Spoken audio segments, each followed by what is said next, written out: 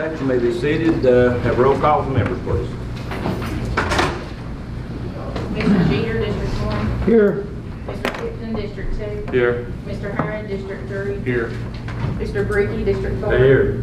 Mr. Mann, District 5. Here. Ms. Hood, District 6. Here. Ms. Kruby at large. Here.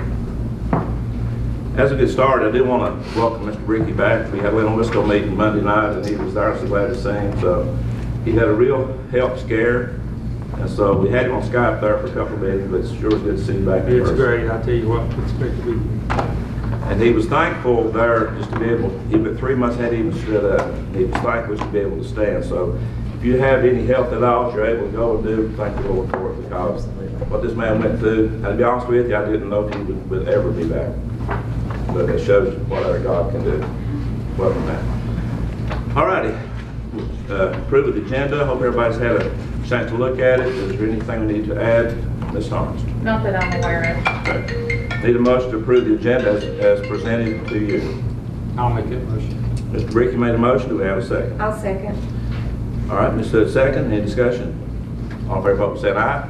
Aye. Opposed? Motion carried. We approve the minutes from September the 1st, 2021. I hope you've had a chance to look at it. If you have, we need a motion to approve the minutes as presented to you. I'll make that motion, Mr. Chairman. Mr. Tipton made a motion. Do we have a second? I'll second. Mr. Jeter, second. Any discussion? All in favor, vote by saying aye. Aye. Opposed? Motion carried.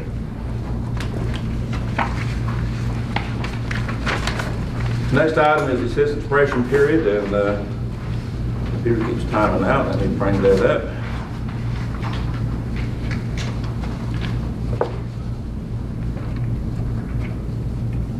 Citizen expression period is upon the meeting when anyone who wishes to address the board or staff may do so. If you wish to speak, please come to the podium, state your name, where you're from in the county, and or what organization you represent.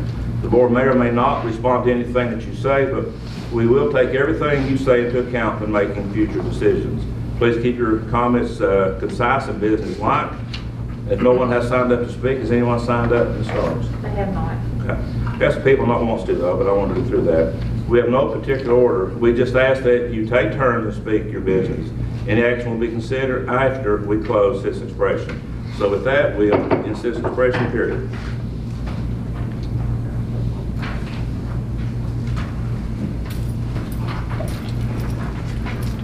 Yeah, Mike Rotowski, Nicholsville, Virginia. I've attended the last 2 Board of Education meetings. And it's obvious the people of Scott County could care less that we're paying for 400 to 500 out of non-residents' educations. It's nice to know that this board does care, and it's fighting the fight for the people of Scott County. But I find it appalling that out of those 2 meetings I've been to, I've been the only resident there. Yes, they had a good showing last night, I'll tell you that. It was for nothing more than awards. At times I get disgusted with them. People of Scott County, I honestly believe, just don't care. And I wish there was something more I can do. I'd like to thank this board for fighting the fight for the people of Scott County and doing what's right. Thank you. Thanks, sir. Anyone else wishing to speak? Not if you want to come. Good morning. Martin, How are you? wonderful. Good to see you again. You We had a too. good conversation Saturday. The town of Dungannon has purchased the building there located in the old bank building post office. So had a pretty good chat with Ms. Begley, so welcome. Well, thank you. I'm Anna Begley, and I once owned property on Stony Creek, but I gave it to my daughter and son-in-law, and they're wanting to put in a campground. And there has been some people that don't want it. And my land joins about maybe not an acre, maybe 3/4 of an acre that the county owns. And my daughter would like to lease that property, or at least use it to put in a sand septic system. And I don't think that it would behoove the county to stop that process, because this campground would bring in tax dollars. It's just above the Devil's Bathtub, or Devil's Fork. And there's a lot, it's closer than the parking lot that the county already owns down there. And I just think that it would be a benefit to the county. And I don't think that anybody should stand in the way, let one person stand in the way of the county getting a revenue. We're poor as Job's turkey, as my mother used to say, as it is. So that's my say, and thank you. Thank you, ma'am. Anyone else wishing to speak?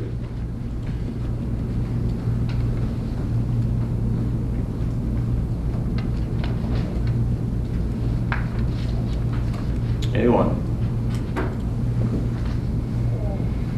Well, taken by your silence, there's not, so we will come out of citizen expression period.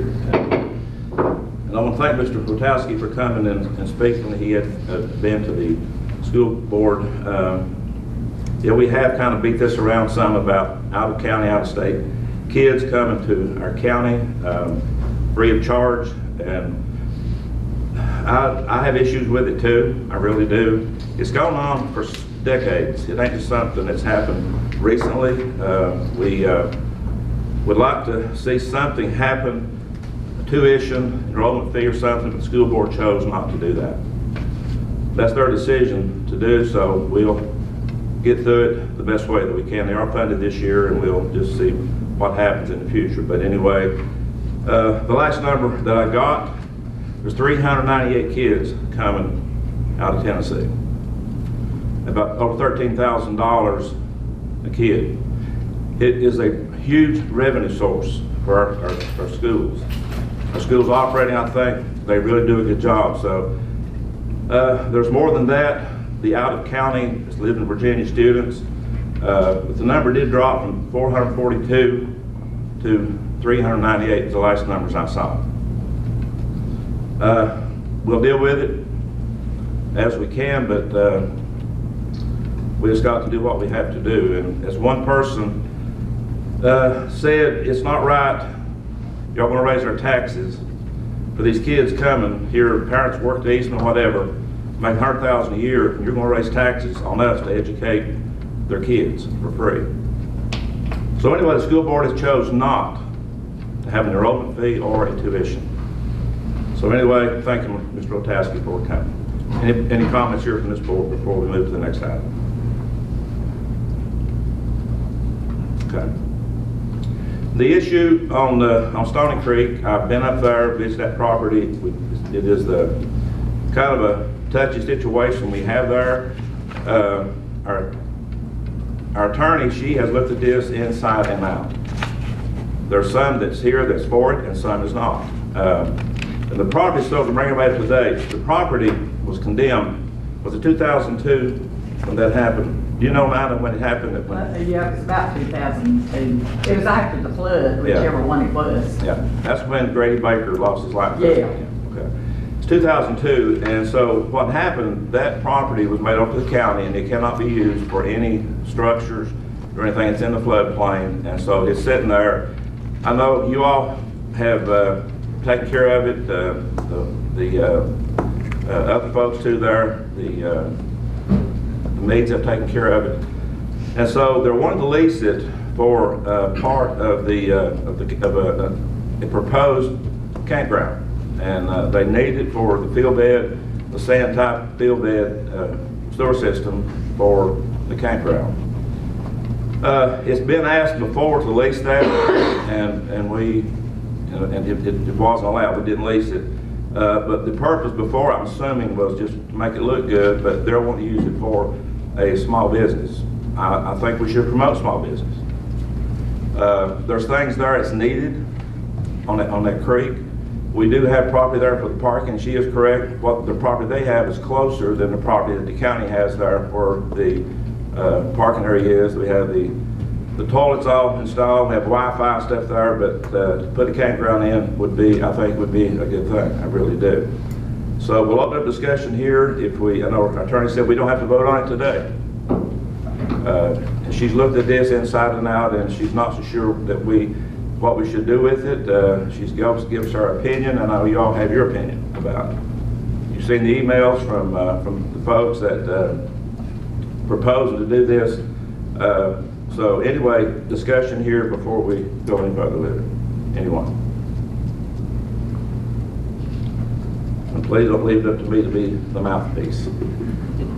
Bill, Sorry. don't they have another option that they can do besides this?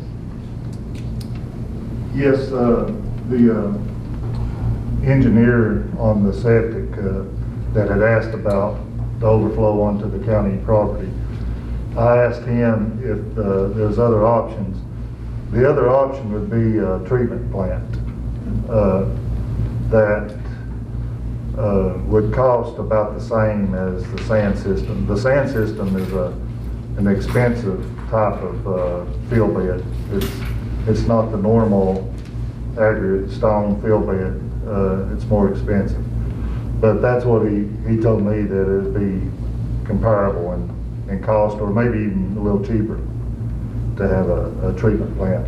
However, a treatment plant, just like the one we have at the animal shelter, be similar type of system, requires annual monitoring. You have to, it's just twice a year, but there's a report you have to do to DEQ every year. The process of that is being denied septic by the health department and then getting a permit from DEQ for the treatment center. I don't know if the Whites had contacted septic or not. We have, Okay. but I would like to say that is not the only purpose for us wanting to lease the property. With the property, we can move forward. That little piece of property, which is only 120 foot wide, actually can make us or break us, in other words. Our entrance,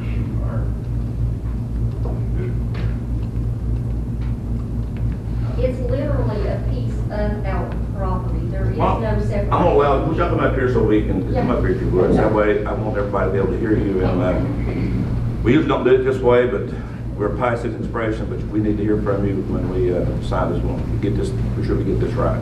Yeah, he always tells me I speak a little mousy anyway, so I apologize.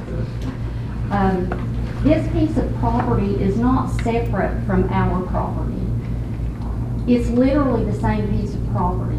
The county piece, the line goes like it would be through your front yard.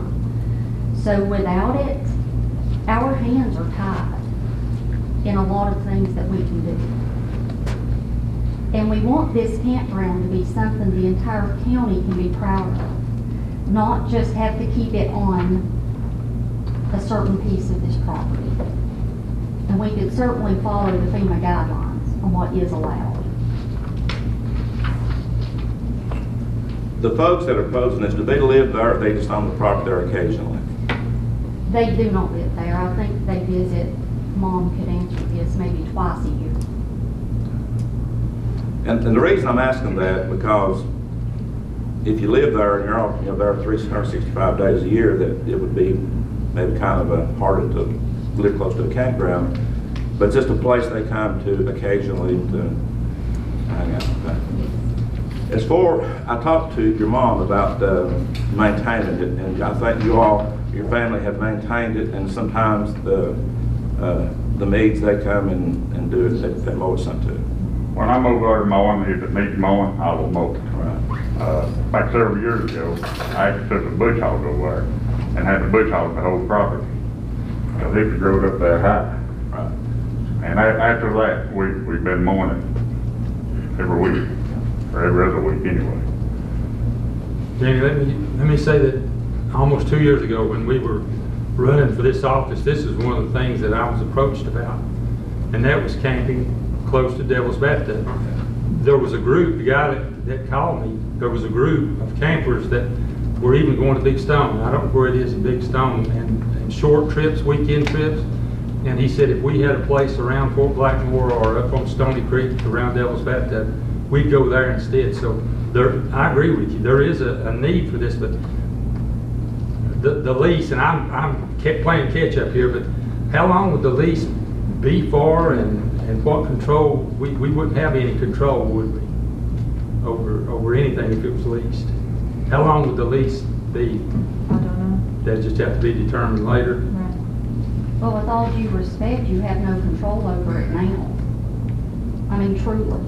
It's just a piece of property out in what's currently the middle of nowhere, that people who live there have maintained. Because you have to keep grass cut because of what might be crawling around. And to be honest with you, this year, we have worked and spent money, wild rose bushes that big around, just, you couldn't even see the spring that's in there. So it's really not been maintained at all, other than a little bit of mowing. Very little of it can be mowed. The rest of it's just overgrowth.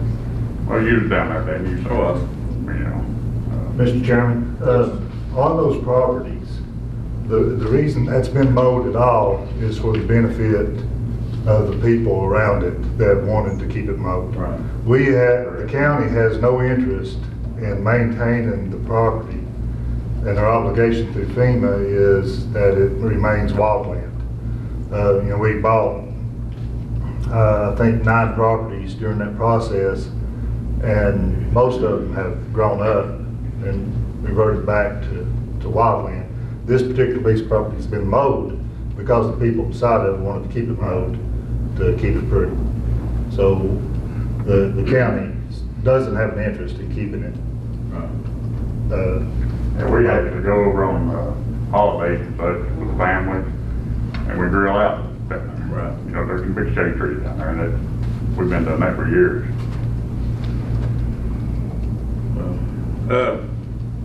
When I looked at it, you all said you didn't do it. Somebody put an entrance to it, moved the berm and stuff, and who authorized that? Do you have any idea who did that or why it was even done?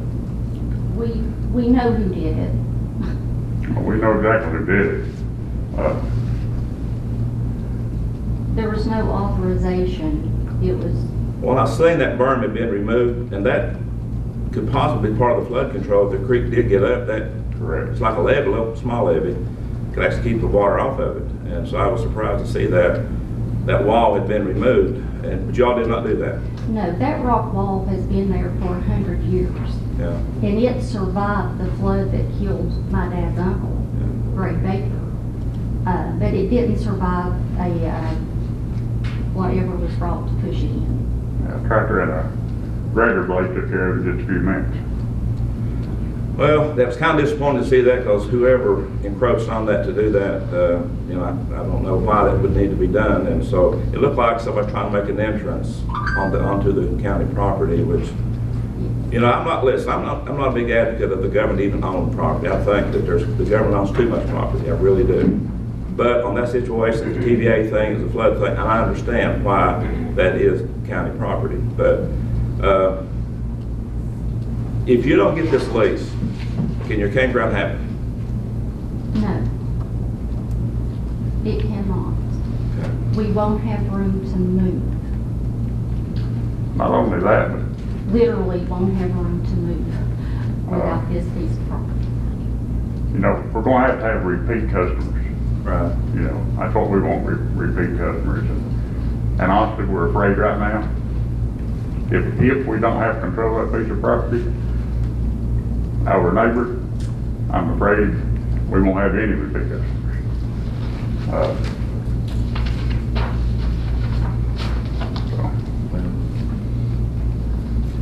And our driveway that goes into the property actually splits between us and the county. Right. And the county actually splits our land. Because We own another piece on of both property sides of on the the county. other side of the county property. And it's landlocked, And we it's can't even get to it. landlocked. Do you use that for camping later? It's actually, my goal is to have a general store on it at some point. And that's in the future, when everything gets started. But it's not part of the plan right now.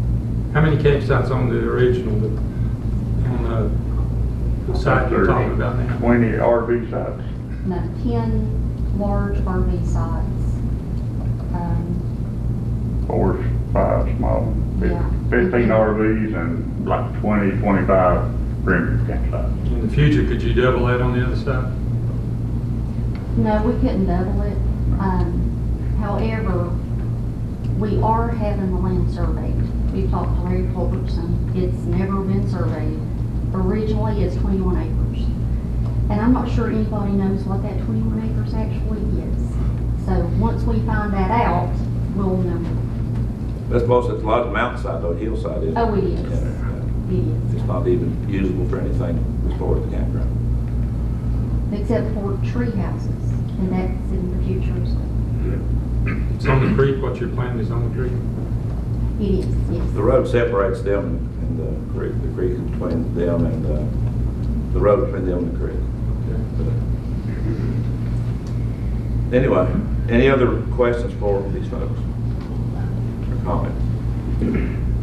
Danny, do you think we should go look at it before, I don't know where it's at or nothing about it. Should we look at it before we make a decision? I think it'd be a great idea because Sally, our attorney, Miss Kegley, sorry, she said we don't have to vote on it today, and I think it'd be a good idea. We'll just load up and go.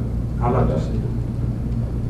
We can go two at a time, or we can have a special call meeting on Stony Creek and we all go. So, and Let Mom that know is, ahead of time and she'll have your bill. yeah.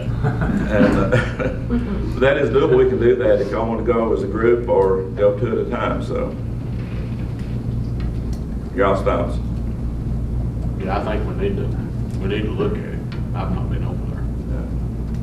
The only, you know, where it come through the planning commission, do you think we need to, I mean, since new things have come up, does it need to go back before them? I wouldn't think so, Ms. Kegley, would you? I mean, they have approved this and sent it to us, so. Actually, when we went in front of the planning commission, they was one of the members actually, He mentioned. he mentioned us he leasing sent the us property. You know, Because it makes, and when you see the property, you'll understand completely why we need this for this campground to Right. happen. Oh, I seen when I went to look at it, I Yes. certainly did. Yeah. Seen What's your Mr. timeline? Chairman. Hopefully next summer you can have it going? we was wanting to have it going for this spring. Um, But honestly, this piece of property has been the holdup. We have been, we're talking to the people in Addington about the well because it's commercial. We're holding out on that permit. We're not doing anything else until we know what we need. So you're ready to go? We are. Absolutely. Mr. Chairman, Yes, ma'am. has that property ever been used for anything No. by the county? No. Other than just, it's just a piece of property which is useless as far as the way the guidelines are. You can't build on it or anything. Once that flood happened, the TVA did that. It can be used for what they're wanting to use it for, or something like that, but it cannot have any structure or anything like that on It can have a structure with electricity. The deed actually says, because I've read all these deeds over and over, it can have a restroom that has electricity, obviously, but it can't have a structure you could live in. You could have, if we did lease it, we'd have picnic tables. The spring he mentioned that comes out from under the sycamore tree, we'd have pretty bridges. We could put shelters, because based on what I'm reading, a shelter will be allowed. So the property is certainly usable it. Right. for what we need. I think if we could, and Ms. Kegley, you can get in this too, about us all going and setting a date to do that, and then to be at an open meeting. And the reason I'm saying that, because I like to say that me and Mr. Bricky went, I want to hear everybody's opinion at the same time, and let's go back and forth, and do it to go at a time and not have to do that. What's your thoughts, Ms. Kegley, about how? That's up to you all, if you want to adjourn to there, to have a meeting one day. That's entirely up to you all. Is there other property, is somebody else's property border that too, or is it just your own? Or is there a road that separates somebody else's property? I mean, is there somebody else's property that directly links to that little piece? Now, the Stapleton's on, piece on the upper end where she's mentioned putting the little store. Bill can show you right there. The White's proposed campground is in this area, and they own approximately up to this conifer tree right here. And the county line goes right along where my little mouse hand is going, and extends up just shy of this power pole here. So it's this strip right here that the county owns. Then Gilmer Mead owns this property here. So there's no delineation or anything that really shows when like Gomer's property ends and the county begins, and when the county ends and when the Whites begin along this stretch. It's just been mowed and maintained. Culberson survey did go up and remark their corners. So we have a good idea of where those lines actually are.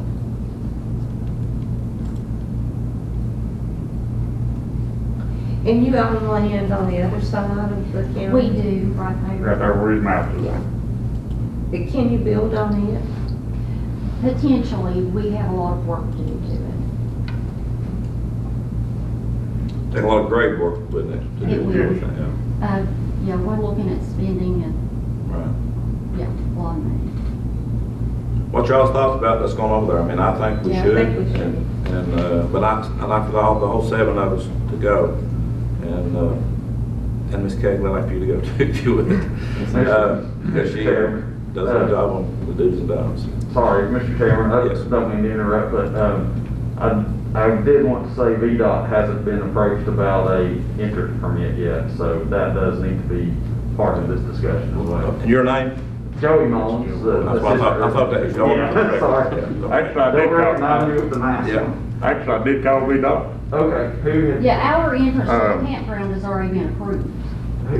On your own property? Yes. Okay, who has it been approved through? Bill gave us his name. Who was it? I can't remember his name, but I called him. And he said if we need any other assistance, that he would get in touch and he would look at it. When was it? And we never did hear back from him. That's been probably a year ago. It's been over a year ago. This process has been going on a while. Okay, there has to be a land use permit for an entrance, so that's where, like I said, I oversee the land use for VDOT in this residency, so that's. The driveway's already there. Okay. So he came to make sure the driveway was perfect for what we need it to be, and it's Okay. perfect for what we need it to be. Okay, like I said, it Yeah. doesn't ring a bell with me, so.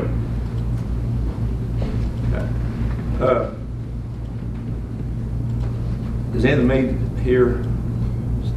Anybody from that family here? I'd like for them to be there too. And, but let's set a date, and I think if that's okay, we'll set a date to go there. And when we get through here, we'll adjourn to that, so. Bill would need to go with us, because he knows Oh, where absolutely, yeah. the boundary line is.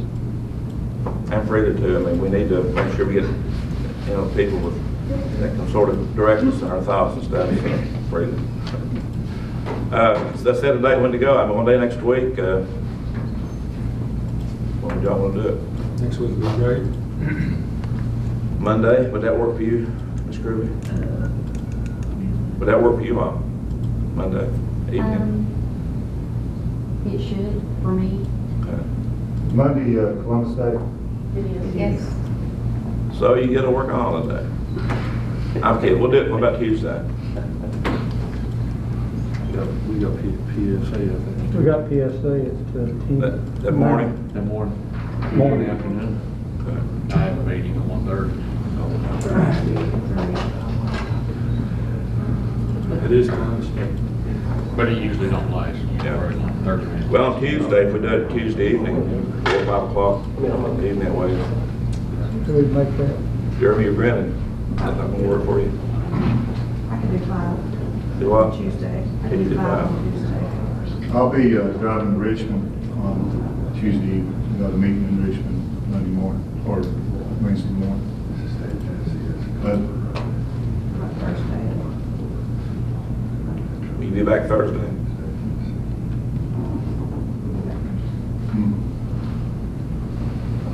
Well, I can't do Thursday evening. Wednesday, let's go with that one. Okay, what about Wednesday, Is everybody available Monday? pardon? Is everybody available Monday? Yeah, I can do 5. Yeah. I can do 5. get you a couple hours comp time, are you? Can Y'all's we off that safely day. do Monday at 5? That's fine. Monday at 5? yeah, Everybody good with that? I'll try to. All right. You have a volleyball schedule, too? it's variable. Yeah, I know what it changes every day. And I would like to end on, for anybody that's ever mowed this property, used the property for whatever, obviously, it's not our goal to make anybody stay off of any of this property. We're welcoming people from all over the world.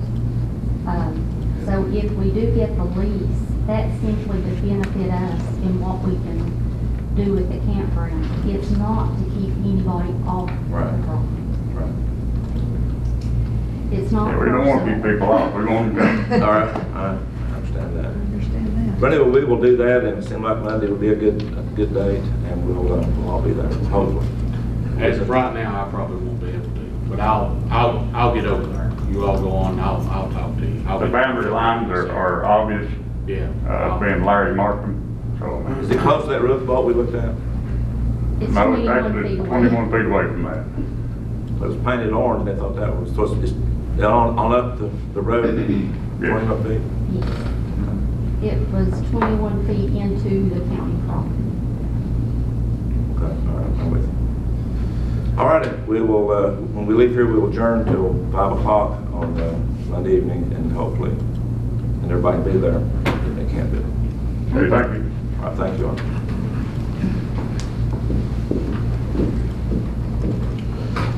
All righty. Next item is item 7, is public hearing on the possible adoption of an ordinance to amend the ordinance adopting and incorporating motor vehicle provisions and other crimes and offenses of the Code of Virginia, Section 7-2, 7-3, 7-4, 7-7, 7-9, and 7-10 to reflect recent changes in the Code of Virginia, Virginia to marijuana laws and related offenses. I can't believe we have this to do this on marijuana, but that's the way it is now. So with that, we'll go into the public hearing. Is anyone here wishing to speak?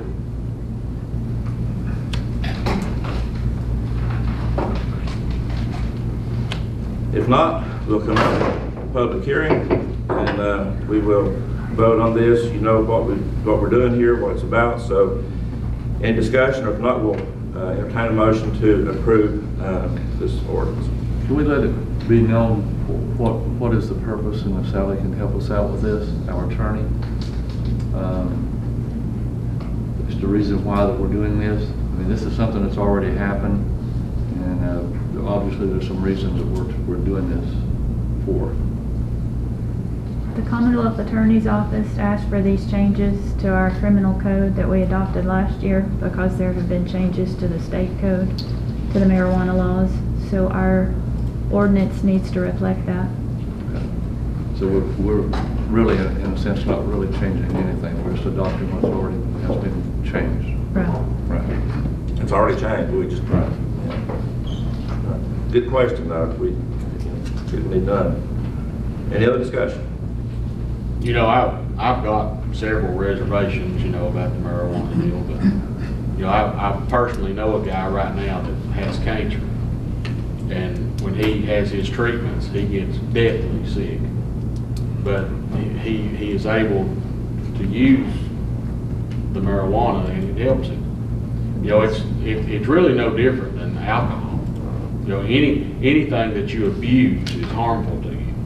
But, you know, I think we need to look at everything, and, you know, I don't agree with, you know, just for the Recreational sport. use. I don't agree with that. Yeah, I No. don't either. But you know, but the way these things are, all that, they link it together, you know, so, you know, it's just something I think we need to do.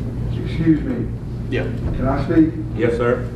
According to the laws and mores, it's rated in a substantive 1 or a substantive 2. Under substantive 1, meaning that it's an illegal drug that's never been studied. That's the parameters of that, which has not been that for a long time. Marijuana's been studied over the last 40 years. A lot of homes, a lot of people have been ruined over marijuana. And I'm just saying, as far as we don't even act what our laws and mores are, because if it's been studied, then they need to take it off and reclassify it. That's all I have to say. Well, thanks, sir. Sally, I assume the laws of the Code of Virginia were relaxed. Is that true? Mhm. And we're talking about motor vehicles. The laws were Not motor lessened. vehicles, that's just the name of the ordinance. That's just included in the name of the ordinance. This is mostly just about the marijuana laws that have changed. And this ordinance, the way I read, is going to mirror what the state already has approved. That's all we're doing, is saying, well, it's there, we can't do anything to change it. So, but that is my take on Does this not allow our monies from this to be kept locally in some kind of way? If they charge under our ordinance, Right. yeah, they can Okay. keep the, And that's part of the reasoning behind this? that's the reason we have a criminal code to begin with, is so the Okay. deputies can charge under that and keep the money. it. And under the new, people grow up to 4 planks, I was talking to one of the deputies, how they enforce that. He said they gotta have their names, everything on each plank, so they know it's theirs, and it was the silliest thing ever. But it's proposed that you could have up to 5 pounds initially in the General Assembly. Talked to Mr. Kilgore about that, and he said he couldn't believe it. They didn't realize how much 5 pounds of marijuana was. So they moved it back to 4 planks they could grow. But anyway, any other comments on this? If not, I'll come out, I already did, but need to entertain a motion to approve. So moved. Jeter made a motion, do we have a second? I'll second. Mr. Harris, second. Any discussion? All in favor, vote by saying aye. Aye. Opposed? Motion carried. Next item is another public hearing and possible adoption of an ordinance to amend and reenact in its entirety the Scott County Public Procurement Ordinance to reflect the law as it now reads in Title 2.2, Chapter 43 of the Code of Virginia. So we're mirroring that. We opened the public hearing. Anyone here wishing to speak on this? Just a formality more than anything else, I guess, but it's something we have to do. Anyone? If not, we'll close the public hearing, and you've read a lot of pages in that. If you read it, I read some of it, just, you know, but we got Ms. Kagan, she reads that stuff, and all the do's and don'ts and legalities of it. So anyway, do we have a motion to approve this procurement ordinance? So moved. Ms. Kirby made a motion, do we have a second? I'll second. Mr. Tippin, second. Any discussion? All in favor, vote by saying aye. Aye. Opposed? Motion carried.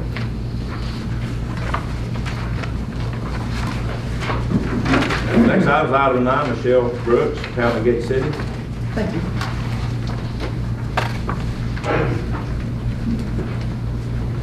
Take this off because I can't think with those things on. I don't believe anything. Good morning, Mr. Chairman, and Good thank morning. you, ladies and gentlemen of the board. My name is Michelle Brooks. I am the town attorney for Gate City, and I'm here requesting, and do you all have a packet in your information of documents from me?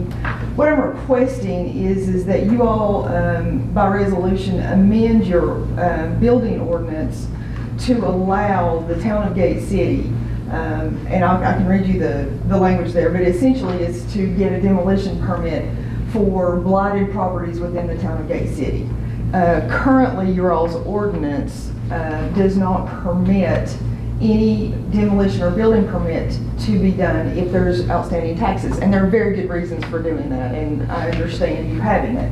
However, the town of Gate City, there's a number of properties that we have identified through our property maintenance, which people essentially have walked away from. And what it's doing is it's damaging the adjacent property owners and things of that nature. I'm not trying to circumvent your ordinance in any way, shape, form, or fashion, but we are asking that you allow us to remove these nuisances, these blighted properties. And if you see in their property, there's a number of these. These are the ones we have identified at this point. And I've also included our real estate taxes. Are actually, since we have been aggressive in enforcing property maintenance, in fact, our tax revenues have gone up instead of down. So what we're asking you to do, we're not asking you to affect your ordinance in any way except for the fact to allow us, or if we were doing a housing grant or something like that, or through our property maintenance. Generally, these are just some examples, that's not all of them. We are actually in the process of working on Park Street, a fairly extensive housing redevelopment down by the park. And we're probably going to do a phase 2 of that and have identified other blighted neighborhoods within the town of Gate City. I think it will benefit the county because, of course, Gate City is part of the county, but it also protects our citizens. There's one of these, for example, 946 West Jackson, there's a severe rodent problem. It wouldn't take much to imagine with the type of weeds and all of that, and there's children across the street. So nobody wants to live close to that. This is not going to cost you all anything. Your tax lien will still be in place. The town will pay all costs for demolition and for the permit itself. And we are aggressively seeking to recover those costs through our property maintenance through TACS, and we've been pretty successful in doing so. And we would also, I know you all probably, I think Ms. Kaylee and I have spoken a number of times about this. You all are using them as well for your tax collection. Absolutely, yes. Okay. Is there any question that I can answer for you all about this? The only question, Ms. Cable, that would apply to Gate City only, is that correct? If this resolution, would it apply to any other incorporated town? I don't think I made it specific in the resolution that I did, but this was just Right. something to propose to you all. It mirrors another ordinance. Well, the reason I asked that, and I'd like to see it in any of the incorporated towns where they could do that, because I mean, it's going to improve the property once you do some of this. Yes, sir. And but it'd be a county-wide ordinance or just apply to Gate City only. And I didn't mean to blindside you on that. It's just a resolution. It's not an ordinance. It's a resolution. And it would apply, the way she had it written and proposed, it's open. It's not specific to Gate City. Okay. But it would only be federal, state, or local funding Right. would be the only way that it could be done. Joe Citizen couldn't come in and do the same thing. The reason I asked, I'm hoping it would be countywide, because there's other areas where you see this and you hope that something would happen. And partially burned houses Yes, that sir. even where I live, you see them and they're inside the corporation limits, that She's asking. need something done with them. And so maybe this will help those towns to do something, recoup their money from the property owners to take care of it. Absolutely. We've got that on our tax rolls now. We've included it in and seeking all those costs back.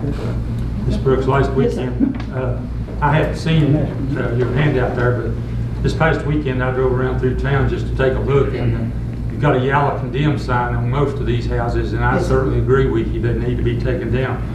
Does the current landowner retain the lot, the land it's on after you do the demolition? Well, what we are in the process of doing with those, if we're granted what I'm asking today, we'll demolish the property and then we'll go through the process of asking for it to be sold at auction, and then we'll recoup the cost out of that. Okay. The tax that's required on these that's owed is not that much, is it? No, it isn't. So it wouldn't hurt the city or the county to go ahead and do this? Well, I don't think it would ultimately, now, and those tax dollars are not going anywhere. So the lien that you have against the property would get paid once the property is turned over. So you might get the money sooner if we're able to do that. Looking at these houses, some around Gate City, you can't tell if they're abandoned or not.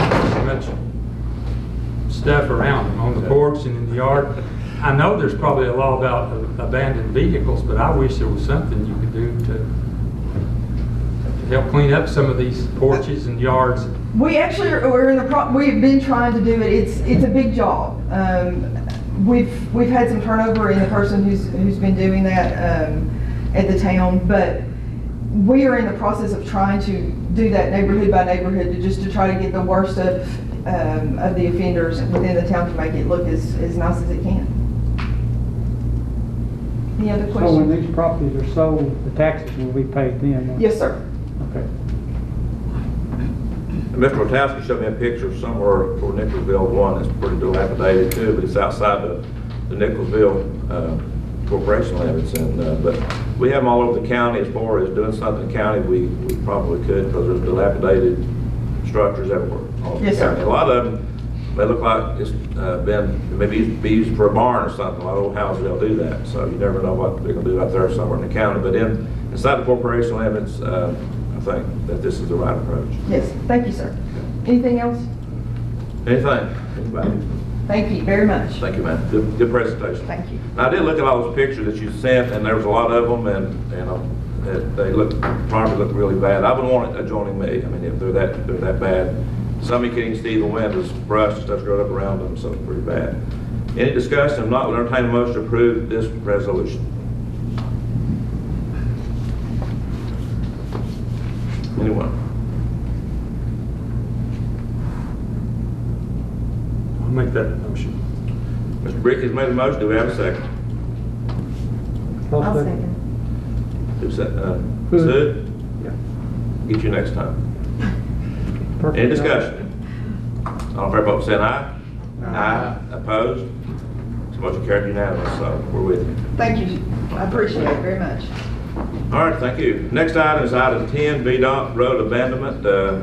She got a lot of emails from Ms. Hood, and people have been contacting her, so if you would.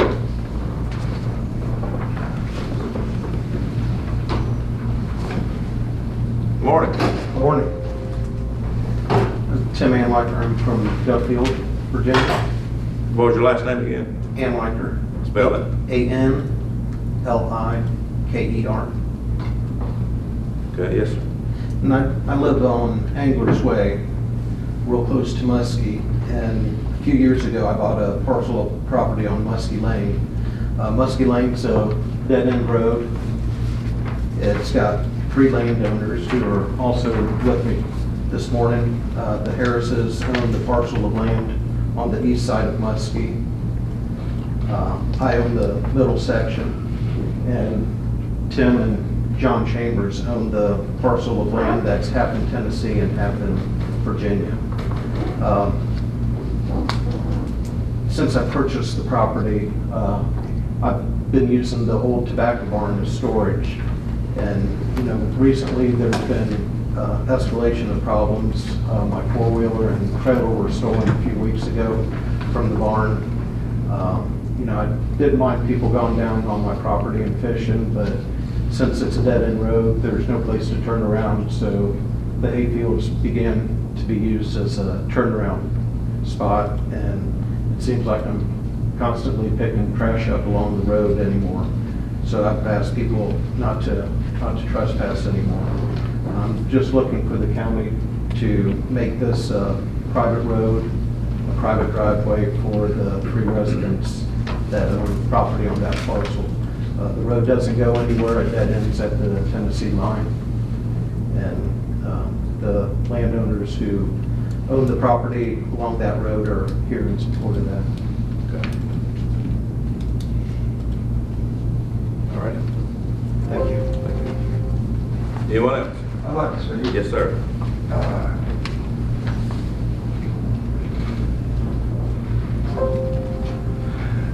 My name's Tim Chambers, and my brother and I, J.D. Brown, we're half brothers, ended up with the property. We've been there since 1972. And I can't tell you how many times I've had to chase off poachers. And they're using that road that's only maintained basically when y'all have elections. The road commission comes down there and puts gravel out. And I've tried a lot of times to catch these people, and they see me coming you're on a couple hundred acres, and you're on the other end, they see you coming, they go right back to their vehicles and turn around and get out. There's only about 3/4 of a mile road from the culvert off the main road to our driveway. And I'm assuming, in which we've all spoke, that we'd like to take control of the maintenance over that and lock and put a gate up right there next to the culvert on the far side of the culvert. This has been going on for a long time. I've been there since '72. And it's the only input I can take to what I've seen. I have cattle. We've actually had cattle stolen where they've used that road to come down in there and steal some calves. But that's been a while. And that's all I got to say, guys. You're the first landowner after you go down Muskie Lane, is that correct? We're at the very end. The first landowner is George and Anna on that little parcel, and then Tim's next, and then when you see that dotted line there, down towards the end, we got 40-something or 49 acres in Virginia, and the rest is in Hancock County. Okay, now the culvert you're talking about, that is where you turn down Muskie Lane off the main road. Right, you see where that second barn is? Yeah. There, you see that little culvert, that creek that goes right there? Okay. There's a culvert there, but the first culvert's right there off the main road at Muskie Lane. Now, I got confused, sorry about that. But as soon as you turn off Muskie Lane, the culvert's right there. Okay. This won't affect no other landowners with it. It won't deadlock nobody's land, right? We're all here. Okay. Yeah. As long as that. We all want the same thing. We want to come together and control what comes in and what goes out. The only thing the county has is the maintenance on that road. It's only 3/4 of a mile, if that. Thank you. Anyone else? To do this, Sally, to do an official abandonment, it takes a public hearing and stuff, don't it? We have Mr. Mullins here who can help us with that. Yeah, I'll be glad to address the board with that. And that is correct, we would need to do a public hearing. It is a decision of the board on whether to abandon a secondary road. What I've got up here on the screen, this is just, and there were actually 2 requests. I don't know if Ms. Wade, if she was here as well, but. We wasn't sure she would be able to. Okay. So anyway, there were 2 recent abandonment requests, and they're shown on this exhibit. The one that we're talking about on Muskie Lane is the top one here. That's Route 720. It goes from Anglers Way Road down to the Tennessee line, and it was added to the secondary system in 1935. In the system it says 0.65 miles whenever it was added, and it's 0.5 in what's shown on the map. There are sometimes discrepancies like that. It's not really uncommon.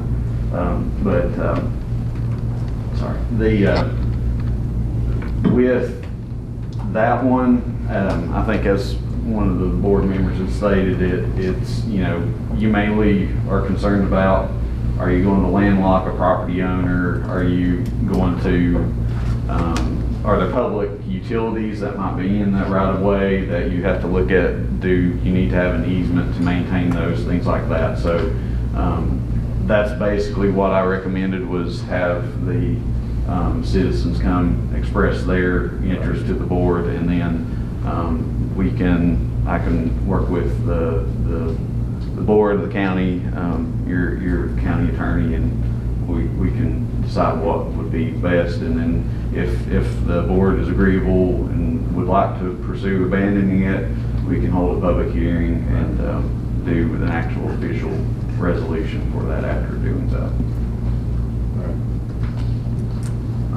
We can start the process by doing that, and if all the property owners, hopefully they will know that if we do that, what's at stake, we don't want to landlock anybody. Right. And so that's the whole deal. The reason we would have to do that, but y'all, you're more on this than I am. But anyway, we will do what we need to do with it and see what will be done. But if all the property owners, to me, if they want that, usually want people to add roads instead of taking them away, so that's unusual. The property owner want it to be abandoned. we still be taking all the maintenance and stuff too, VDOT won't do anything for the maintenance on it. Right, was there I guess, my assumption was the entire road to be abandoned. I don't know if that was. Well, the road 720 is originally a mail road from 125 years ago. Yeah. And if you don't have a horse, you're not gonna go through it. Yeah, we have a lot of older roads and right-of-ways in various degrees, so, I mean, that's kind of my perspective on it. If the board wants to pursue it further, we can certainly support that. So, Do we follow the code section where we post it in 3 places for 30 days and? John Bowling with VDOT he's probably our most familiar with all those specific ones, but yeah, we'll make sure that we're doing the right section of the code for it. So, I think I believe it does. Not necessarily, it's the way I read it. Okay. You post it in 3 places for 30 days. If nobody complains, then you just go ahead with it. You don't have to have a public hearing. Okay. But and that's, we'll follow John Bowling's advice. You're the professional here with that. That's why I say I'm not a legal professional, so I'm a professional engineer. So, We don't want to confuse it. Yeah. I just dabble in the VDOT side of the code. So, and the second one, the request that we had was abandoning the last. It's about 0.27 miles of Route 757. This is I don't know the name of the road there, but it goes back. The property owner that's requesting it, kind of a similar situation. They own all the adjacent property, and we're interested in basically abandoning that last segment. We would, in this case, need to work with them to have a adequate turnaround, since that would cut, the end of the road and state maintenance off further up. So we would basically have to construct, and that might be something that we're in talking with the property owner, being able to do a T turnaround. They may have to donate a little additional right of way to accommodate that for that turnaround at the end of the road. So, but that can be something we can discuss as well if the board's interested in pursuing that one. Am I correct, that road is at the red light in Duffield? Yes, yeah. That's Tempur-Pedic on the left. Yes, the large building shown there in the middle would be Tempur-Pedic. Yeah. Are you going to abandon it from the pink balloon? Is that on down and leave from there up the road? Yes, yeah. So up to tying into 58-421, that will still remain all in the system. It's just the last. There's a lot of houses on that first section. Right, yeah. It's just roughly the last quarter of a mile that they're interested in having abandoned. Depot Lane, I think's the name of that, Depot Lane. Okay, that does sound Yeah. familiar, yeah. It's named after Kenny Fannin, probably. Kenny's got a house on that road.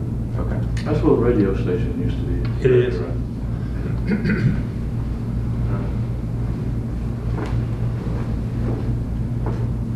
And as I said, the common things are making sure we don't landlock, by doing some abandonment or otherwise damage a property owner or a utility owner by them no longer having access to maintain their facilities.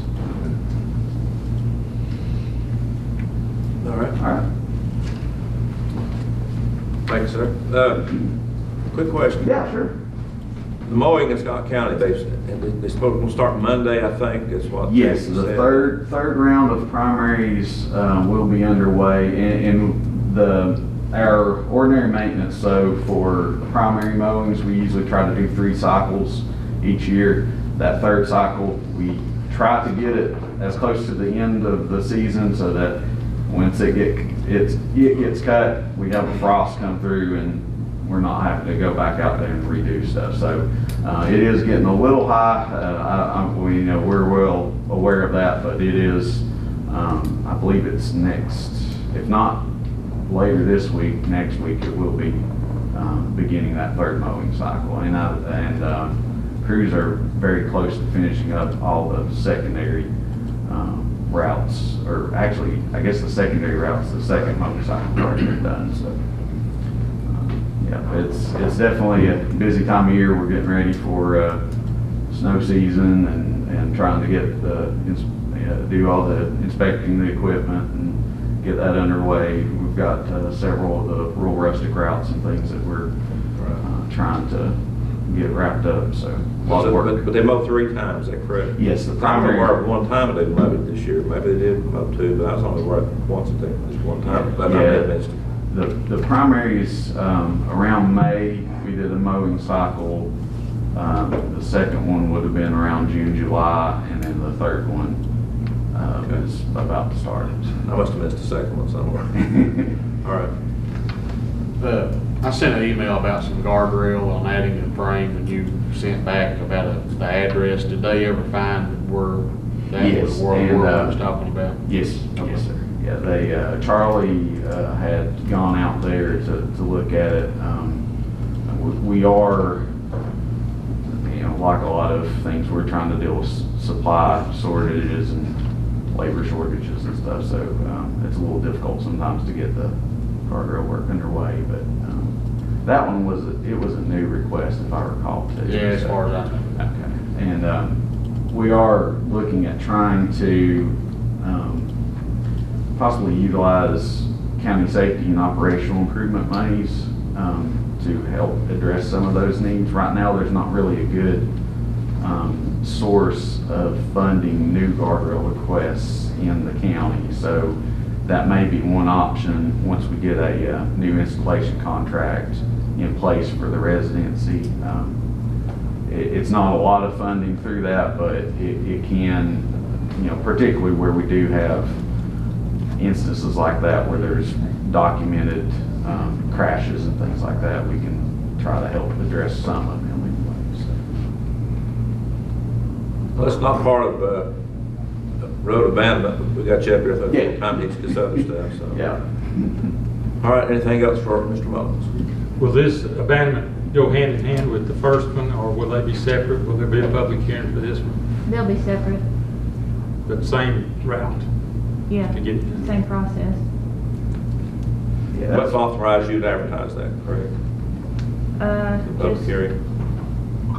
I'll reach out to Mr. Bowling and give the Yeah. process that he recommends. All right. authorize to That'd be move good. forward with it.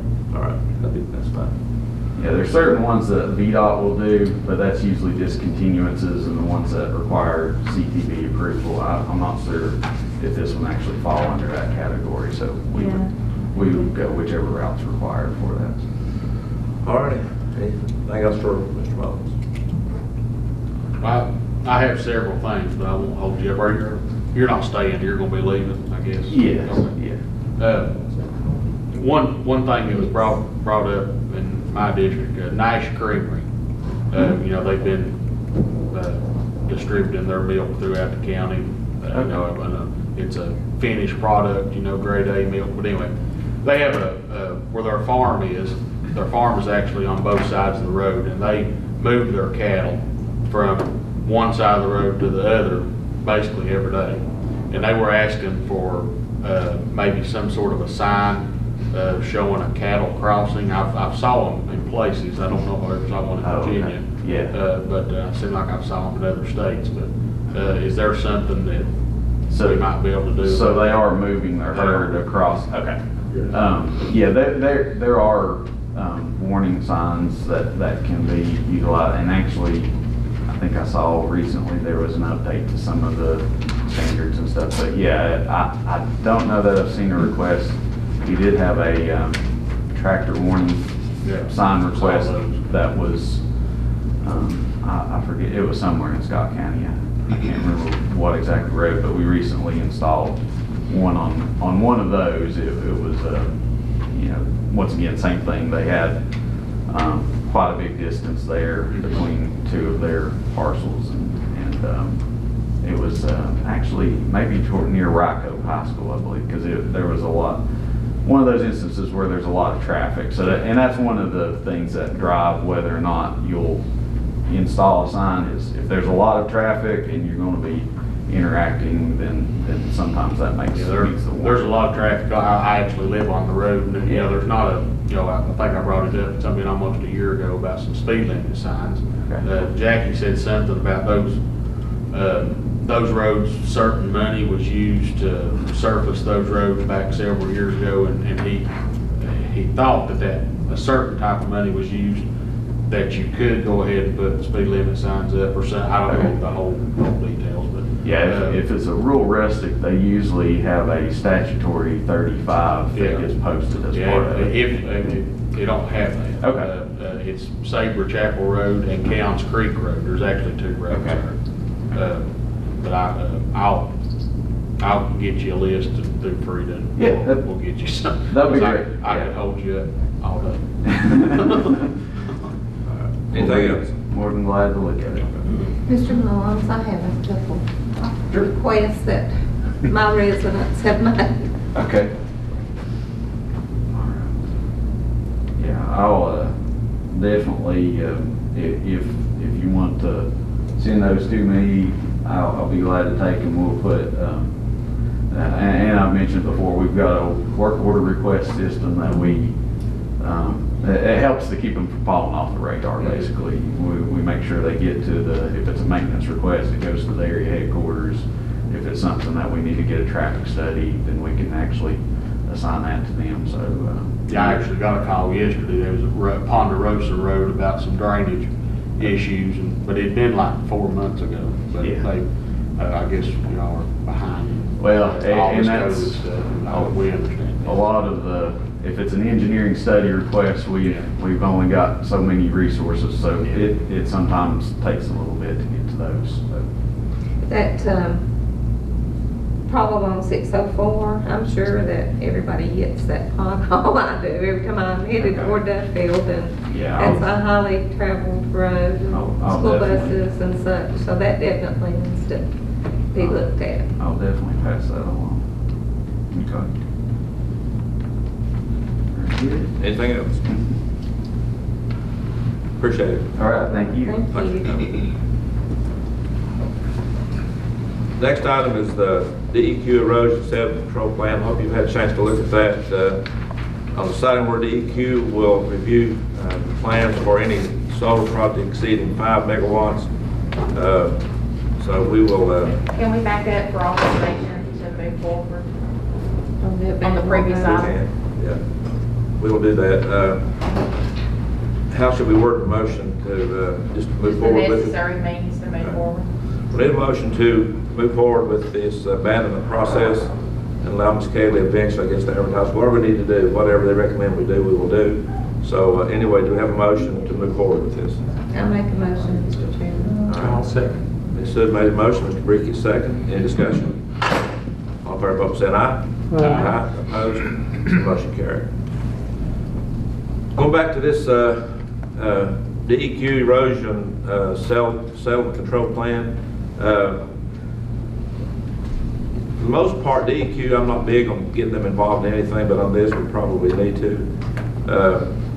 You want to discuss it, Bill? You want to hit us on this a little bit? So, I mean, I know what's going on, so the public will know, and maybe the board or you or Frida, one of you, Sam. On this request, we reached out to Matt Wood, and he suggested that we select the selection, letting DEQ review the plans for a solar project if we have one that's over 5 megawatts.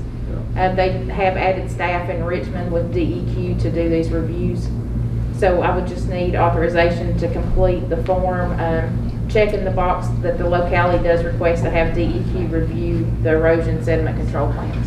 I think it's a good idea too. It takes, I mean, they're probably more the experts on this stuff, and but they would take some of the pressure off of local folks, and I'm sure DEQ will do good with them. So, any other discussion? Not need a motion to approve this this process with DEQ. Do we have a motion? So, Mr. Chairman. Mr. Tipton made a motion. Do we have a second? I'll second. Mr. Mr. Jeter, second. Any discussion? All in favor, vote by saying aye. Aye. Opposed, motion carried. Next item is item 12, the VACO voting credentials. I'm going to go up there in November to Norfolk. I hate driving to Norfolk, but anyway, I will go do that. But I need to be authorized to as a representative of this board, to have the voting credentials when they have the business meeting on that Tuesday. So, do we have a motion to do that? I'll make a motion. All right, Mr. Griffin made a motion. Do we have a second? I'll second. Mr. Herron, second. Any discussion? All in favor, vote by saying aye. Aye. And I abstain.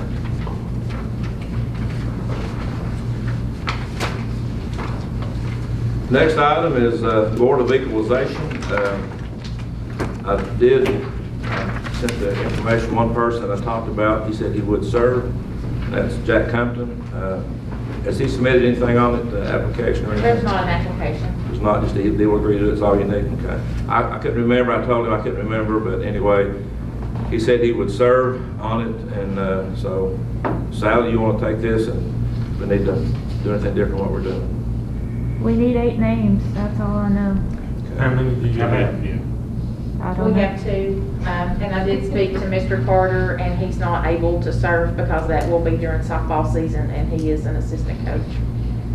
And a lot of the meetings are during the day, and that's been the hang up with the people that I have reached out to in the community. It's the schedule's just pretty intense. So as of right now, we have Jack Sanders and Jack Compton, and we also have an alternate. So we need 4 more names for the equalization board and another alternate. Those notices will go out November 19th. So then the process will be for the assessors to hear any complaints from the citizens once they get their new reassessment notice. So we'll need, by November meeting, we really need to have our names nailed down, because you'll submit those to the judge for approval to the equalization board, and they'll have to have time for training and setting a schedule and those type of things to be advertised. So we need 4 more and then 1 alternate, correct? Yes. Folks, beat the bushes, we gotta get this done. What happens if you don't get it? I mean, does anybody know? Uncharted territory. I think Lisa McCarty would do great on it. She shook her head no, so I guess that means no. Pretty busy, aren't you? Very. Yeah, I knew you were. I'm just jerking the chain a little bit. Folks, we got to get out there. I don't know. It's hard to get people right now. It's been 30 minutes getting through the drive-through at Hardee's this morning. 2 people that we work out, so it's just an issue everywhere. So I don't know. Need help. Marshall, you'd serve if you wasn't on this board, wouldn't you? I would. I know you would. All right. We can kick him off a month or 2. Temporary leave of absence. Yeah. You know, and people, I mean, they're taking it serious, and when people come, it's, but, you know, because they have concerns about their property, and I see probably going to be a few more than usual, because I believe some increase is going to take place, but anyway, we'll get through that when the time comes. But something that might work out to the equalizations board's benefit. The appraisal people said that they were going to take the blunt of it, you know. Yes, so they want to so handle the maybe majority, yes. Yeah. maybe that Yeah. maybe it won't be the way it has been in the past. And I have had discussions with Mr. Thomas, and the dates that we had last time, he thinks half of those should be sufficient.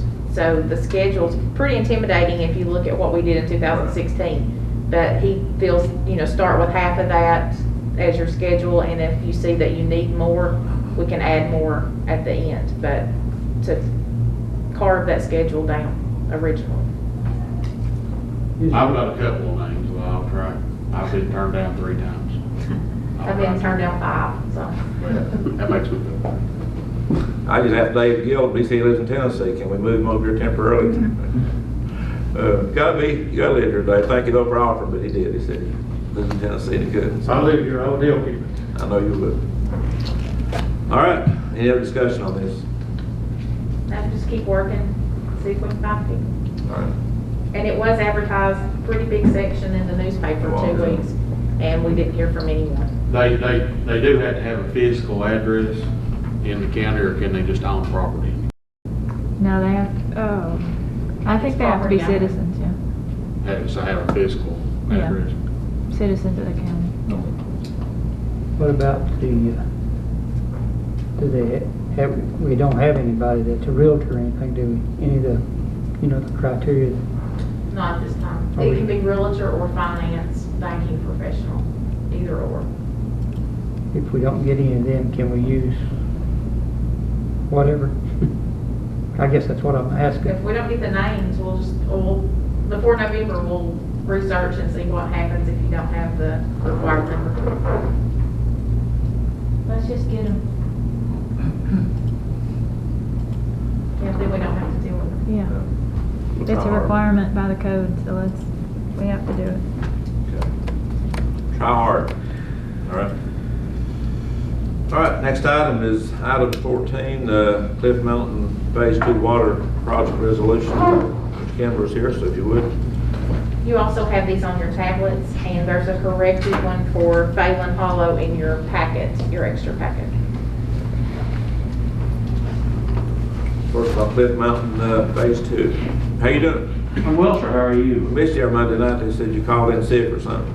No, I just discovered I didn't need to be there, so Hey, I don't blame you. I found something else to do. Yeah, I'm teasing. I know that you were messing. I wasn't on the agenda, so I kind of drifted into the shadows. And you do, he does a good job in Louisville, he really does. How long you been there, long? Next, November the 12th will be 30 years. Wow. So, it's been a while. Been a while, you've been a familiar face, but anyway, welcome. Well, I appreciate that. I am Frank Kibler from the Louisville Planning District Commission.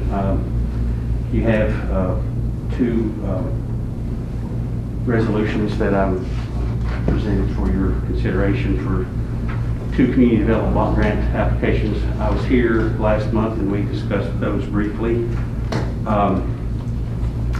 One is a resubmittal. The one that's first here on the agenda. One is a resubmittal of an application for some funds for essentially the next phase beyond the Black Gum project that we've been working on so steadfastly over the last bit. And that particular project, we would be requesting $440,000 CDBG funding. By the way, on that one and the other, those ask amounts are the maximum allowable for each project, and it's based on the maximum cost per connection based on the number of connections that we would anticipate under those projects. So if you're wondering where those numbers come from, the Upper Cliff Mountain is the $440,000. If I may just skip to the other project, Mr. Chairman, Phelan Hollow Water. Right. It's part of a project that your PSA has been putting together called a multi-community project. And in having discussions with them, we discovered that at least a piece of it, this Phelan Hollow piece, met the low and moderate income guidelines to be a block grant project, which is the primary focus of the CDBG program in Virginia. And so we've been working with the PSA and their engineers on piecing together that. So from the PSA standpoint, Phelan Hollow is one of two pieces of a multi-community project, but again, this one would qualify for CDBG funding because actually, as I understand it, it is of the very few households they propose to serve on that particular project. It is a 100% LMI project, so that will bode well in the scoring piece of it. So, but anyway, so I do ask your consideration of the resolutions for each of these applications. Since I was here last, in fact, just in the last week, I think, we've been told the official date for these applications actually is a little later than we thought. It's going to be December 1. So these will go in on or before that time. Just a function of getting everything, all the necessary stuff put together to submit these to. But again, I am here just to ask for your consideration of those two particular resolutions for these two particular applications. I'll be glad to answer any questions if you have any. The one thing on a lot of the bid, when they're opening the bids, it's a lot higher than what they anticipated, and they're dealing with it, appropriately. But it's a struggle to get these costs of these projects within what they were approved, the amount that they were approved to pay. I would classify that as an understatement, Mr. Chairman. It has been a challenge. I've heard of one project at $4 million have come in $7 million to open the bid, so I don't know if it's going to be a problem. It's not just here. I mean, it's everywhere they're having these issues where that's happening.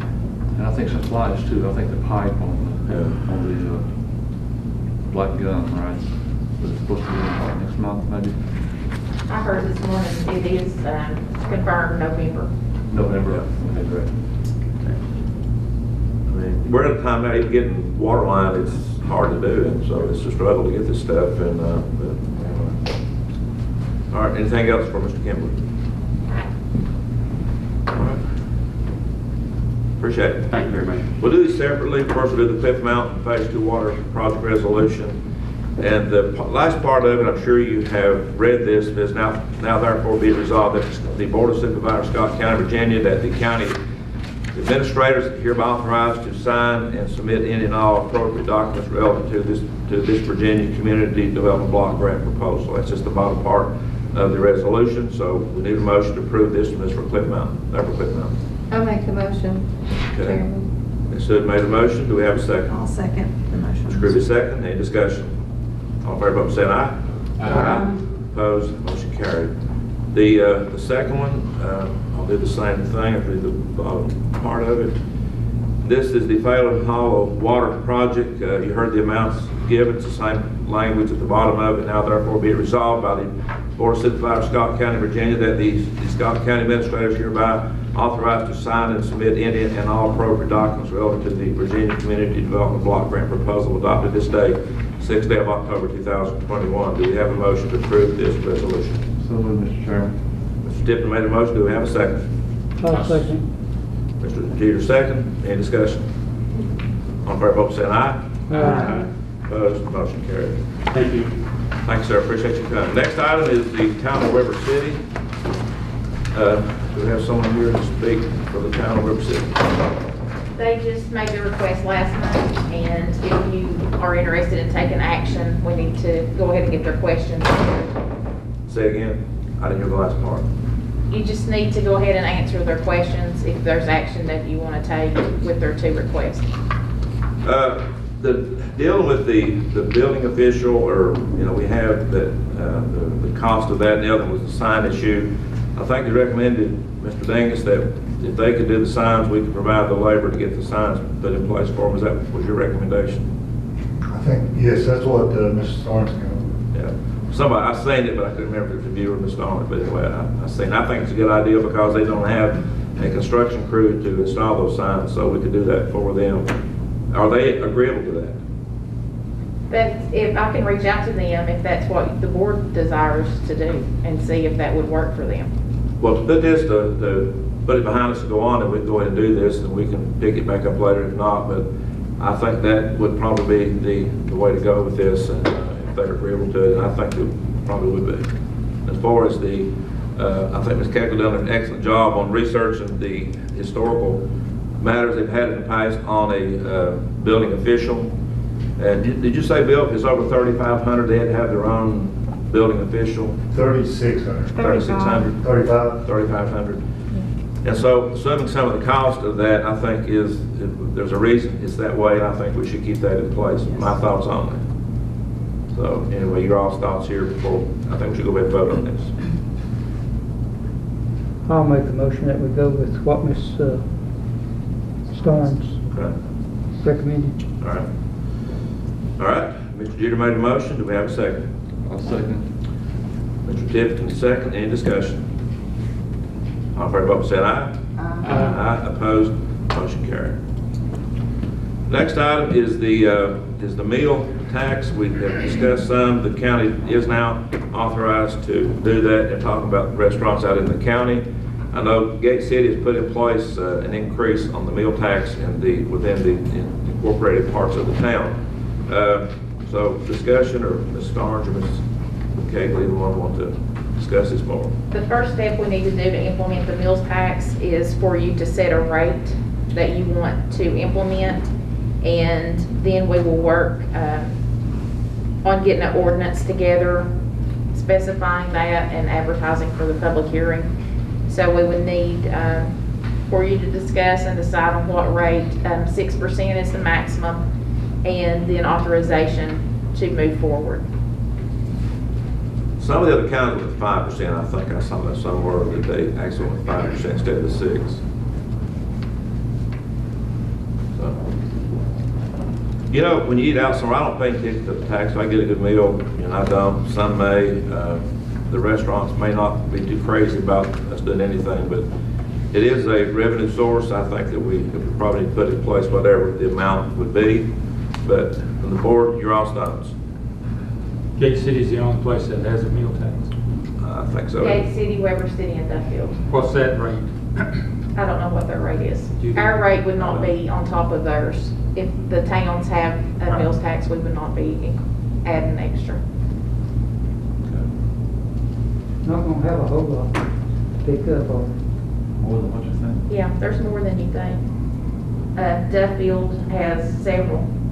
Hardee's and Chubby's are the only ones that I'm aware of that are in the town. You would have McDonald's, and you'd have Two Pizza Plus, Duffield and Nicholsville, Teddy's, Hobnob, and then your like Rally Mart gas stations that have the meals inside. Weber City too? Weber City has a meals tax, so they would be excluded. Okay. Burgers R Us. That's that agreed.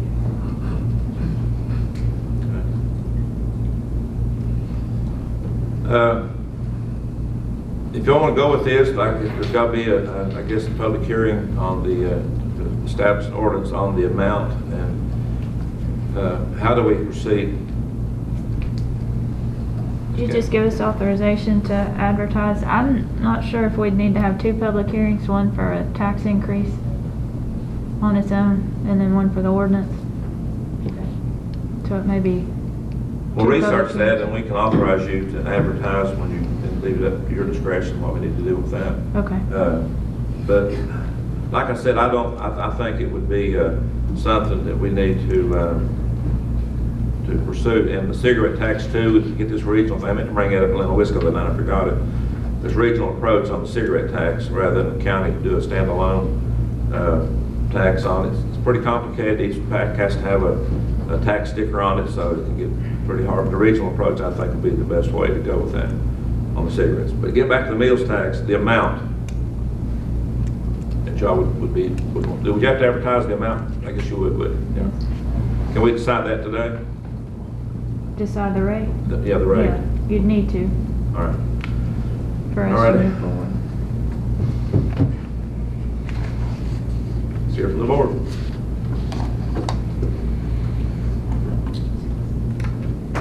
Six is the minimum, That's the maximum. or maximum number. Some of the counties went to 5, and the only reason I said that, that's what they did. Not saying we have to do what they do. You can go up to 6, or if you want to go below 5, it's up to this board what y'all would propose. I would be interested in what Gate City and Weber City does, but I might go with, just go with 6. Full amount? Yeah. It'd be easier to come down than go up. Yeah, that's a good point. True. We could always decrease If it. we advertise 6, could it be less than 6 if we? You can do less, you can't do more. Yeah, let's just do 6. All right, that's a good point. Thank you. Very good point. All right. So we need to vote on the increase, to authorize her to advertise whenever the time comes. We authorize her to do once she researches it, which way to go, we do it all in one motion at 6 cents, and then allow her to do the advertising in the local paper. Do we have a motion? I'll make the motion. All right, Mr. Crew made a motion at 6%, correct? Yes. Second. All right. Mr. Crew and Mr. Bricky, 6%. Any discussion? All in favor, vote by saying aye. Aye. Opposed? Motion You're carried. authorizing advertising Yes. as part of that? Yes, that's part of the motion, yes. Yes. 6% add-on. And I know that any time that you increase taxes, you're going to hear about it, so you'll get some good press out there too with it, so. All right, anything else? We'll go to bookkeeping. Ms. Amy. Please appropriate $236,567 to collections capital outlay equipment 42300-8105 for the Truist Bank reimbursement received deposit at the Treasurer's Office, and appropriate $558.45 to Sheriff's Travel Conferences 31200-5540 for a reimbursement received deposit at the Treasurer's Office. You have a motion on the appropriation as described by Ms. Vickers. I'll make that motion, Mr. Chairman. All righty, Mr. Tiffany made a motion, do we have a second? I'll second. Mr. Karen, second, any discussion? All in favor, vote by saying aye. Aye. Opposed, motion carried.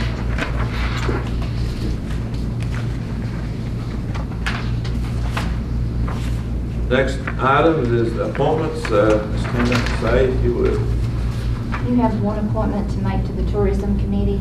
Roger Carter has been serving on that committee and he did reapply. Do we have any nominations to the Tourism Committee? Nominate Roger Carter. Any other nominations? I'll make a motion, nomination cease and vote for acclamation. Okay. Mr. Tiffany made a motion, nomination cease, vote by acclamation. Do we have a second? I'll second. Mr. Herron, second. Any discussion? All in favor, vote by saying aye. Aye. Opposed? Motion carried.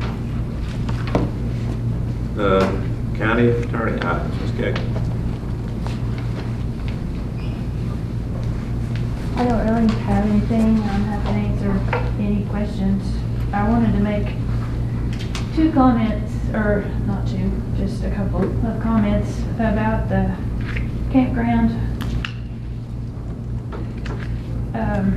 The FEMA guidelines allow to lease it, maybe lease for agricultural uses, provided no buildings or structures are erected. I just want to point that out. It's not a lease open-ended for whatever they want to do on it. Those are the guidelines in the deed. To do anything else, you'd be going against that and FEMA. Also, it was never mentioned during the special use permit process that leasing the county property would make or break that campground. They presented that as on their parcel of land. They had a landscape architect, very well presented, put a lot of work and effort and planning into it, but it was on their parcel. No mention. I know that there was mention, but I think it was understood at the time that it had to be on their parcel, and the county property couldn't be used as part of the campground. So I just wanted to point those couple of things out. I didn't want to contradict or hash it out when they were here, but I wanted to make you all aware of those couple of things. It's important we know that, so. You said it could be used for agriculture and what else? Agricultural uses. That's it. But a campground wouldn't be agricultural uses, would it? No. But that's not going to be part of the campground, it's just part of the sewer system that they're wanting to. But once you lease it, you cede control of the property. I've got a brain fog, but the committee that looked at this and sent it to us is what? Planning Commission? Yeah, did the planning commission, did they look at both plans they had before? The plan of just going on their property and putting in a sewer system on their property, or look at Sewer didn't come up. with the planning commission No, either? it should have. All these things have come up since the approval of the special use permit. Should it go back to the planning commission, or just let us decide it? Yeah, I think you all just need to decide it. I mean, the use is allowed and now. from both boards, so that's okay, it's just a matter of the details. Are the owners aware of this, that they can't do anything except agriculture? She says she's read the deed, so I assume. And the special use permit is for the one parcel. She mentioned another parcel. I think that is a different parcel number. It is, and they also say they're landlocked to get to that. They've had access to that all along. Well, it's on their property, I mean, it's all one piece, I mean, I didn't understand that either. Yeah, but that's not part of the campground. It can't be, because it's a different parcel number. Well, as bad as it is, they probably could use it anyway. I've looked at it, and it would take a lot of grade work and stuff to ever do that. I can't imagine using that for anything. If they wanted to do the general store or whatever, she's saying that would be another special use permit process. They'd have to have a right of way to it, so that would be probably across the county property to get to that, where that store they want to put in. They have access. Yeah, they do, but I was wondering if they wanted to come in across that county property That's to get something to to be it. looked at then. We'll look at it on Monday, Will. Yeah. And I think Bill brought up, you know, the option with the, what was it, what do they call it? The plant. Yeah. Treatment plant. Treatment plant. Yeah, which cost-wise would be the same, or maybe just a little bit less, you know, but accommodate, you know, what they're trying to do. I know they're getting frustrated, and I understand, but we're limited too. You know, I had to talk to somebody about it beforehand, before all this come up, and, you know, that come up, and, you know, I was okay with it at first, until I found out that other people had tried to lease that before. Right. And we didn't, well, whoever had made that decision didn't allow them to do that. You know, we'd really, I feel like we'd have to be really careful, because you might open up a can of doors or a can of worms here. That, You're setting a precedent. yeah, and, you know, I'm okay with anybody using it. You know, not building, you know, of course, to a certain extent, you can't just go in there and do whatever, but to go in there and have a picnic, anybody that is around that property, yeah, that's fine.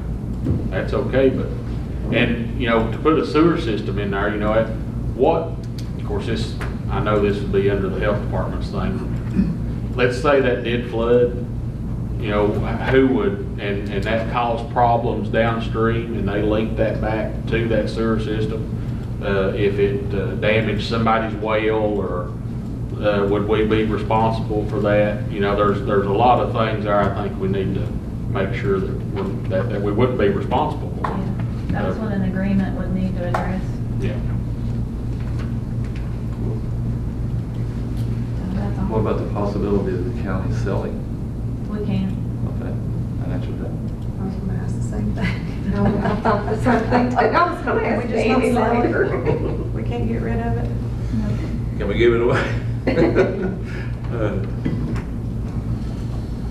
All right. Okay. Thank you, ma'am. Good job. Thank you, Ms. Kegley. Next item is our county administrator items. We'll do claims first. Start. Your green sheet is in your extra folder. Your treasurer's accountability report, available cash after claims, $3,330,070.16. We have a lot of claims for this month. We had early claims totaled $800,703.83. And some of those bigger ones was Armstrong Construction for $262,853. That was a payment for the fire training facility. Scott County Economic Development, $192,428.15 for loan payment. And Scott County Telephone, $300,000. That was with ARPA and CARES Act funding.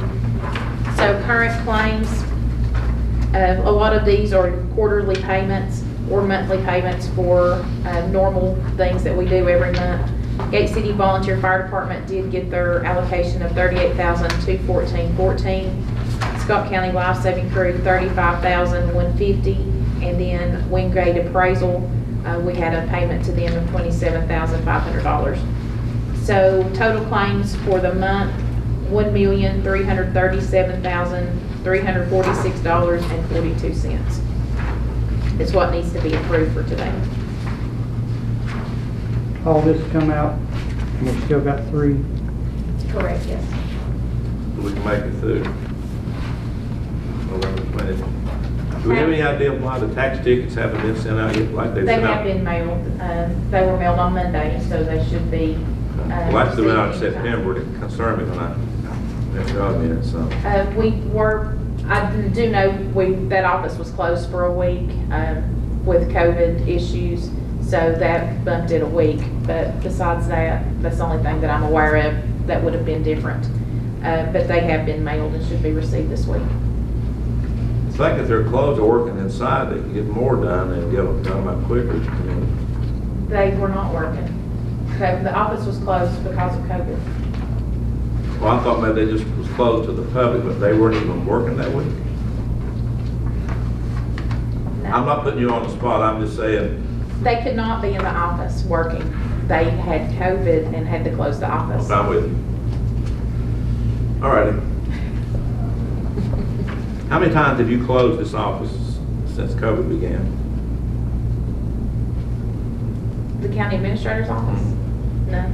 Okay. That's all I'm gonna say about that. Anyway, the amount is $1,337,346.42. We're okay, we're in pretty good shape as far as what we have right now in the bank to run through November the 20th. Anyway,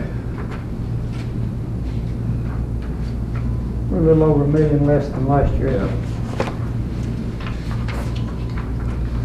That's probably because last year the tax tickets went out about the middle of September. It was in September when they went out, and so people started sending their payments in probably, and it was, might have been a little bit of a difference because of that. I We just also got, have a I just got different- mine yesterday. Pardon? I just got mine yesterday. Okay. Had noticed. I'll probably there today. We also have a difference because last year we got a pretty good sized regional jail reconciliation True. check-in, where this year we did not. So that makes a difference, because if you look at the fiscal year 19 and 20, we're still above where we were those 2 years. Right. Yep. So that, even what we got approved today is an unusually high number. Any questions or comments for Ms. Starr?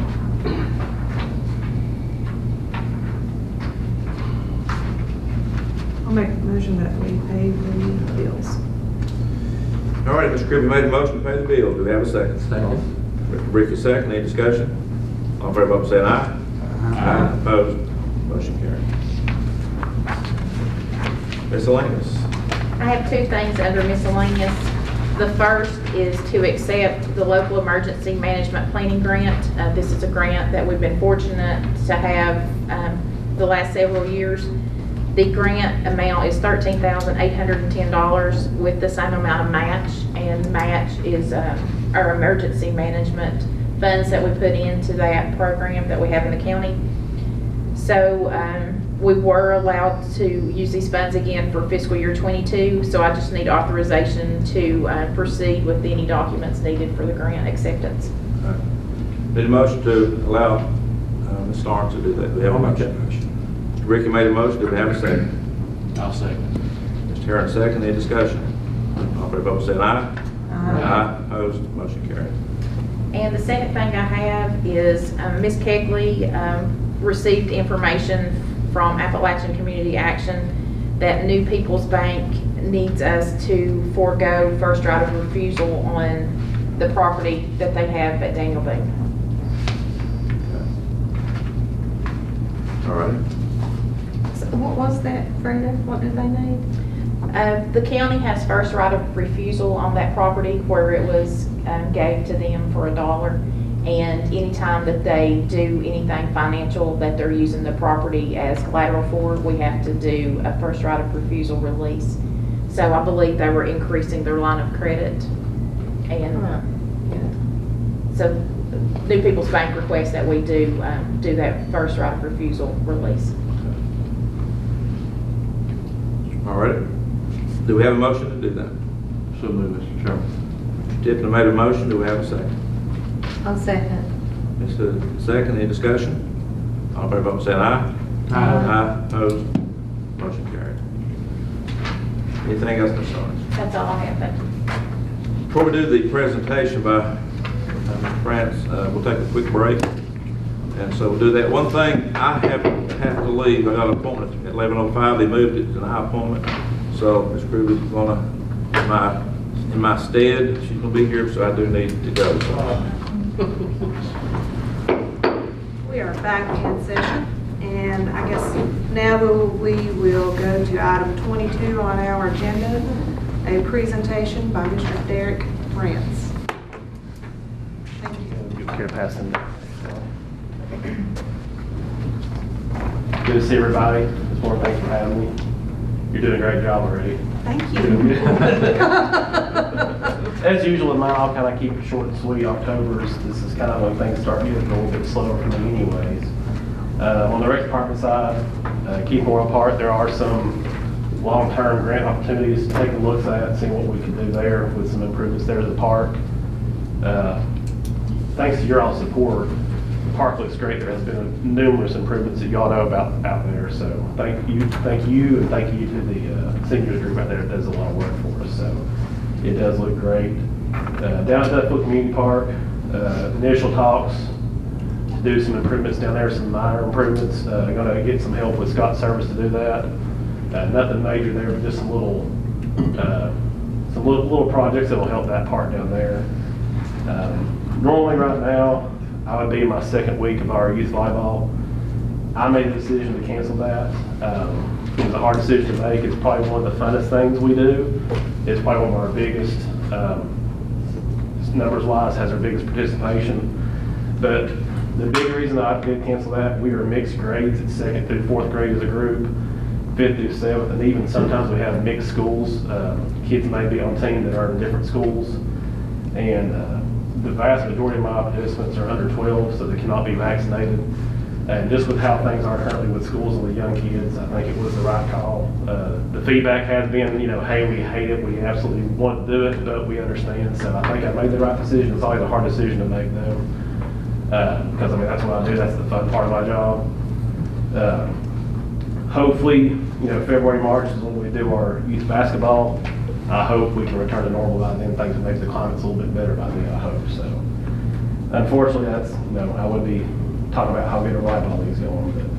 But hopping down here to the park and golf course information, there has been a small decrease over the same period of time as last year. Not too worried about that for a couple of reasons. First, the course was closed for a week and an entire weekend due to some greens maintenance and a pretty major water pump failure that I'll talk about later. That was one reason. Another one too, the last few times I've been out here, the numbers have been vastly improved. So, last fiscal year was our highest revenue in almost a decade.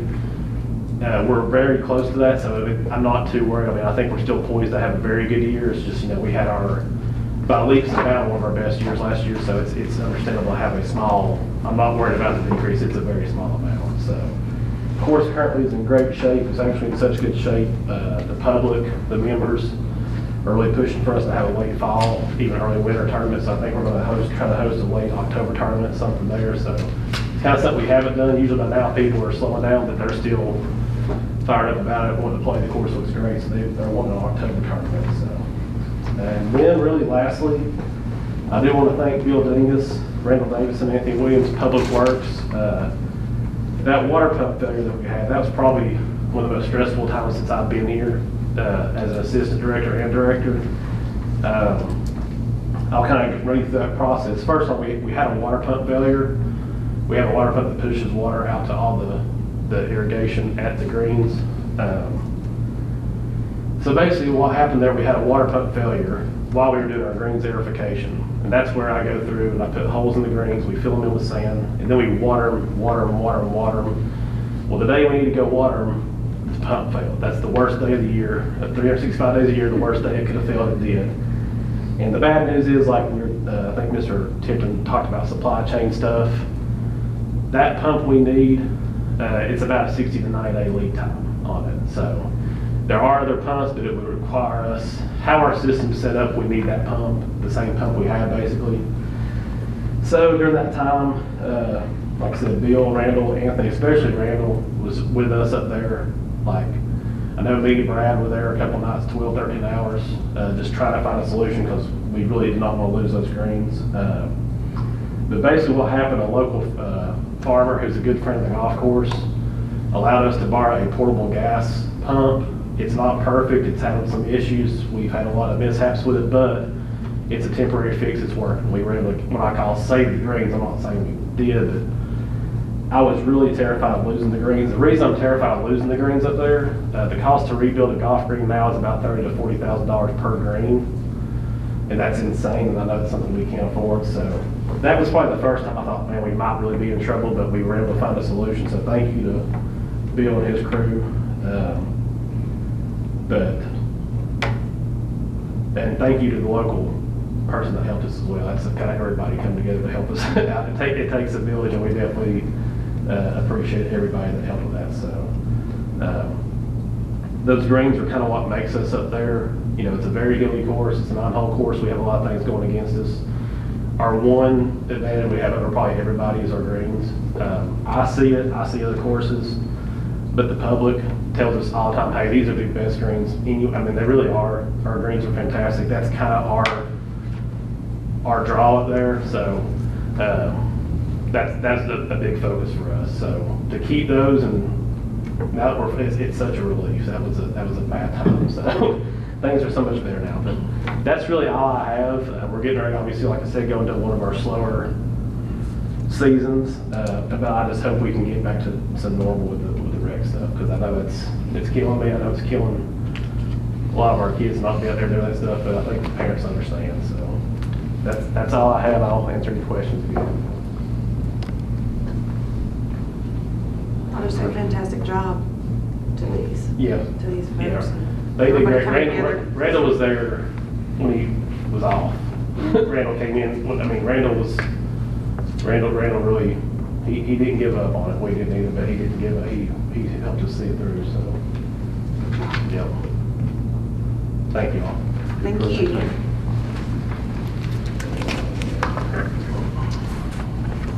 And now we will go into the comments, requests, and recommendations from our board. I'll start with you, Mr. Jeter. I'm good. Okay. Mr. Tipton?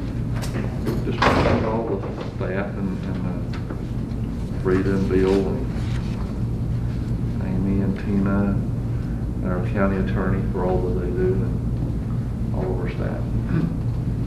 And I like the question that was posed to our county administrator earlier when asked a question about how many days that they've been closed, and it was 0 days.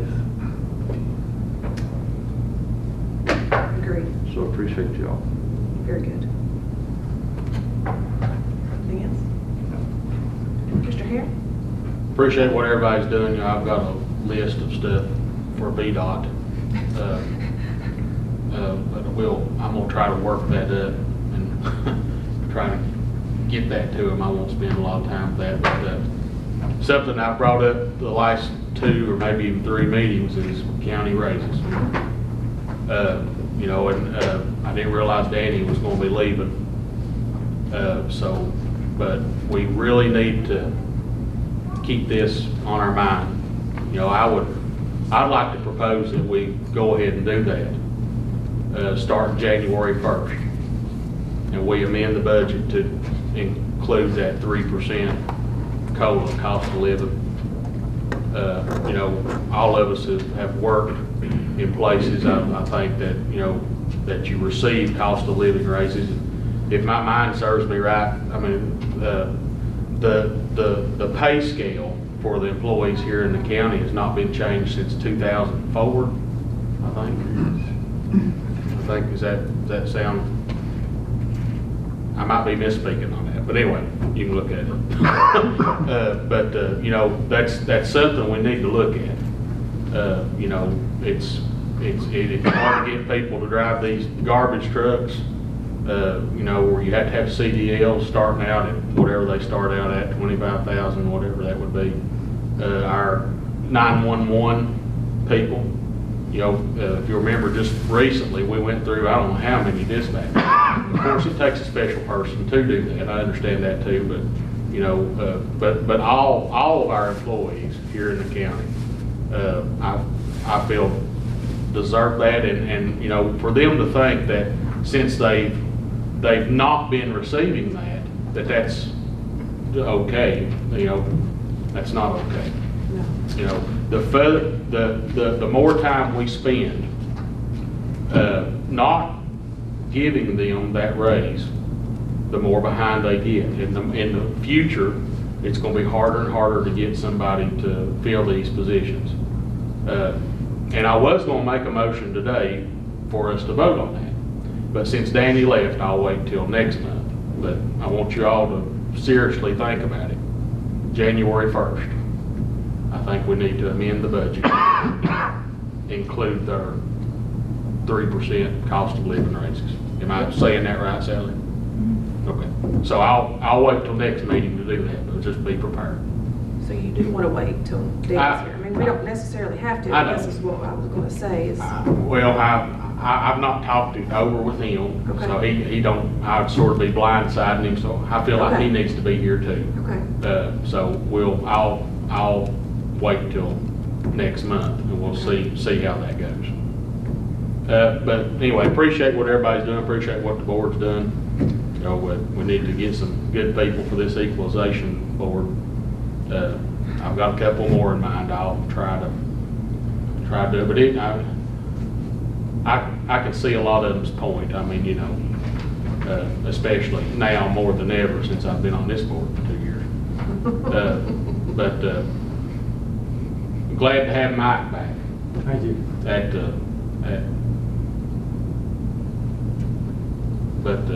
But anyway, you all think about that, and then that's my plan for next meeting. Okay.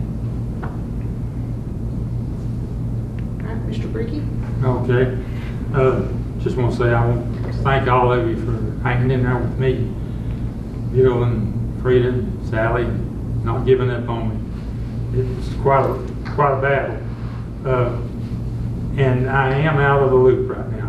I really need to try to catch up, but I've got a few questions that in my mind I just don't understand. I consider our role as supervisors to look after the taxpayers. Voters, yes, but taxpayers. And under that umbrella of taxpayers is look at all the different committees we're on, all the different agencies we serve, and it's unbelievable. Okay, that's what I think who we're responsible to as the taxpayers in Scott County. Yes. Okay, now, the way I look at the school board, their responsibility is educating students in Scott County. And that's what I don't understand. They're under their umbrella.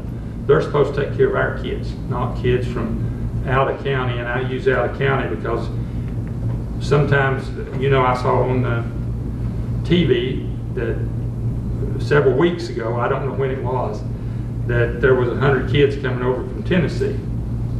Well, within a few weeks, there was a report came out that there was 415 from Tennessee that they can verify because their address is from Tennessee and they're coming from Tennessee. But there's 200 plus possibly that are out of county that are coming also. That's 600. Danny mentioned $13,000 a year it costs us to educate each student in Scott County. I looked it up on the internet earlier because I didn't know, and I saw the figure of $10,500 per student each year in Scott County. If there's 600 out of county, Tennessee, plus others that can't be verified that have addresses outside of Scott County, 10,500 times 600 is 6,300,000 per year that we're educating from out of county.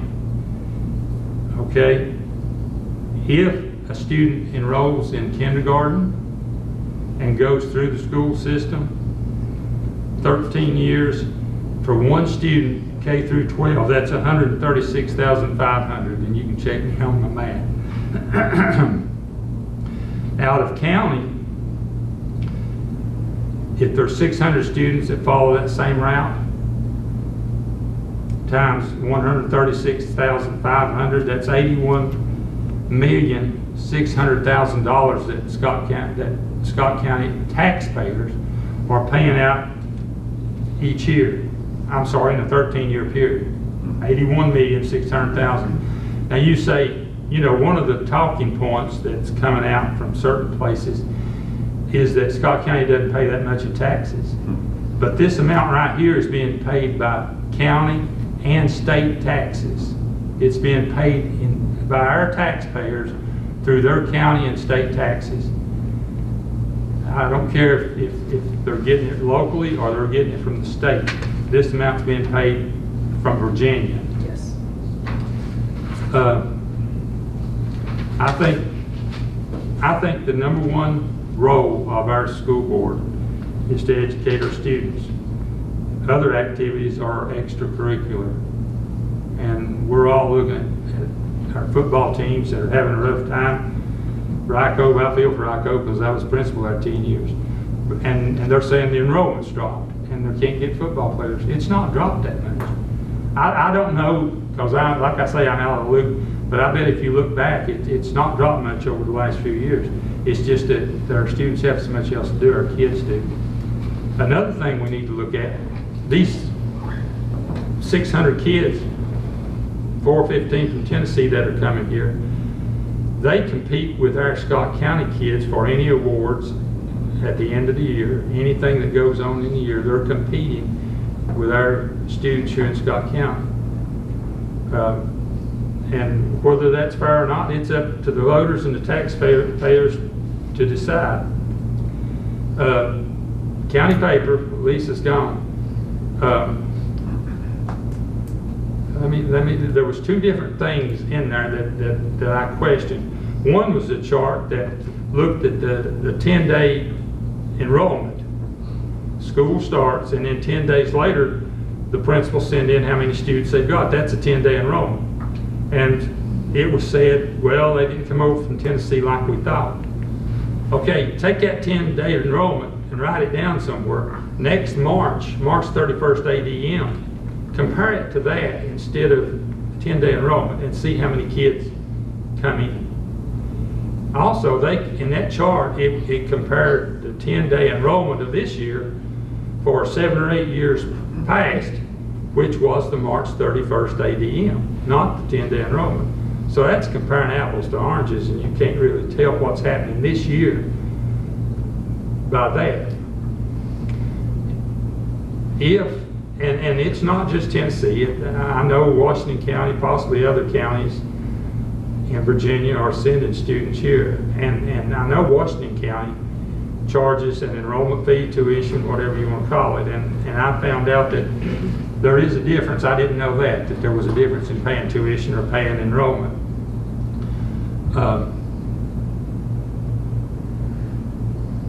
Also, something that I wonder about, the March 31st ADM that from Scott County that goes to the State Department, it has to, in order for us to get money back from the state, I'm wondering about a reciprocal agreement. If there should be a reciprocal agreement between us and Tennessee counties, or between us and surrounding counties in the state of Virginia.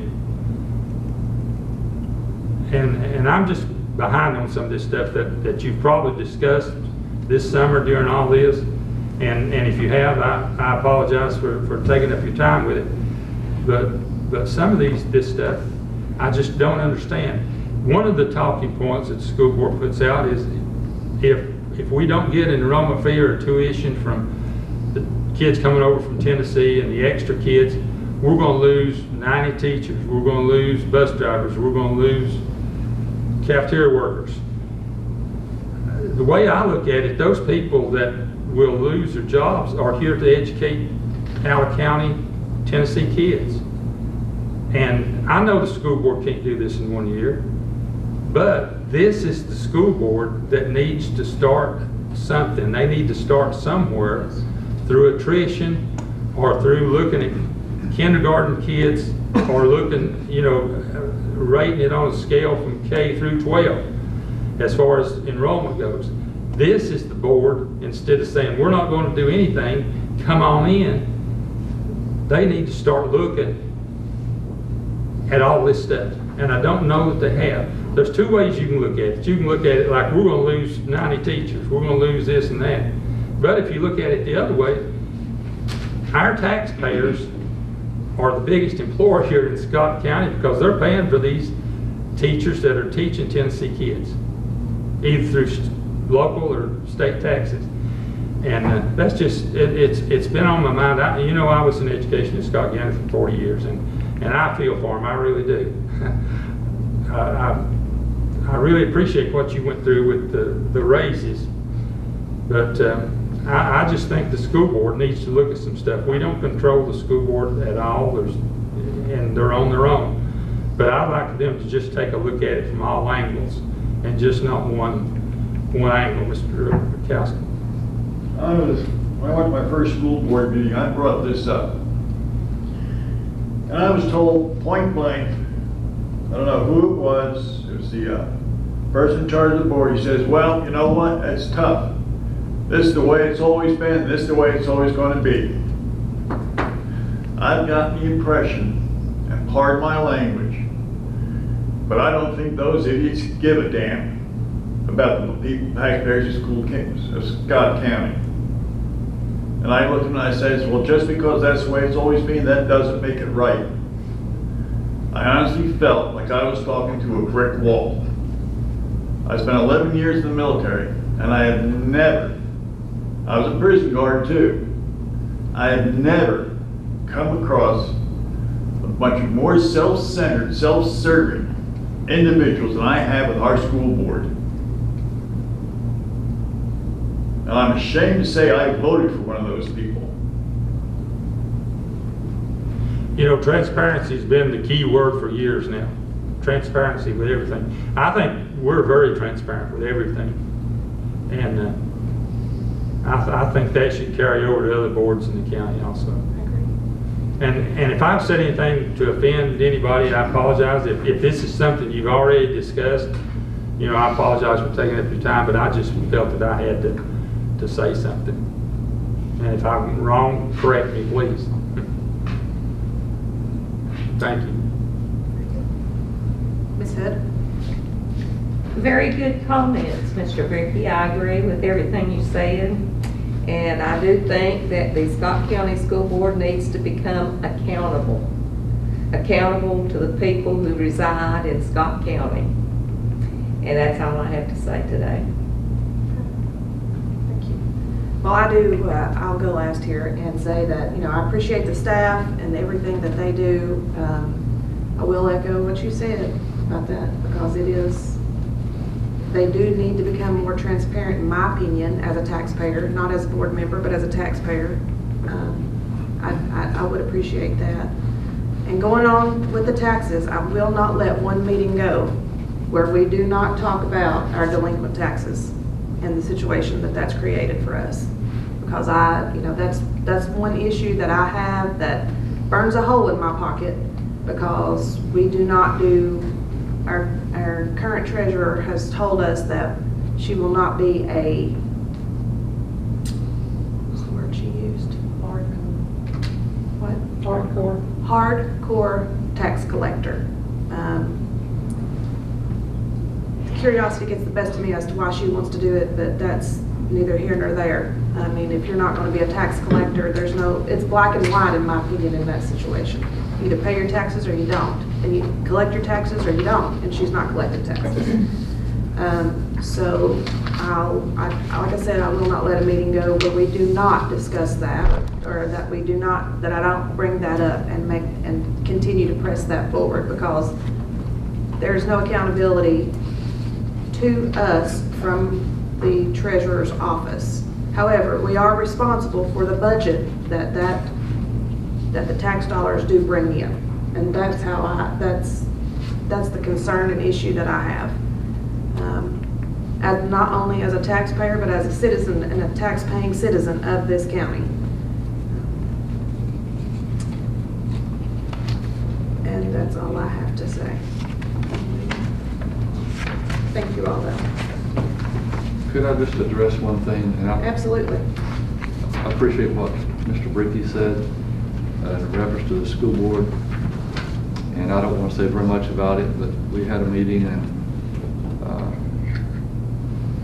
we had come up with some agreement, and then for some reason that I still don't know about, then it was completely reversed. But as part of that meeting, we had discussed that we should have open dialogue and be able to, talk between one board and another, and I still think we should.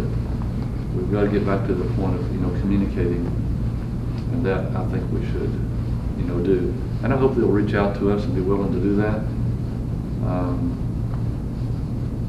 We can't play this, tit for tat, things of that nature, and let's sit down like grown people and be able to have a good discussion and find, common ground, and that's what we should be trying to do. But at the same time, being open and transparent before the taxpayer. Absolutely. Yeah.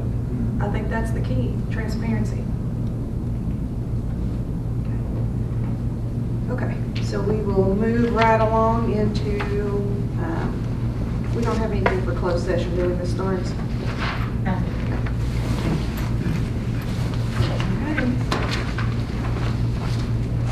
Well, I guess that will adjourn us to Monday at 5.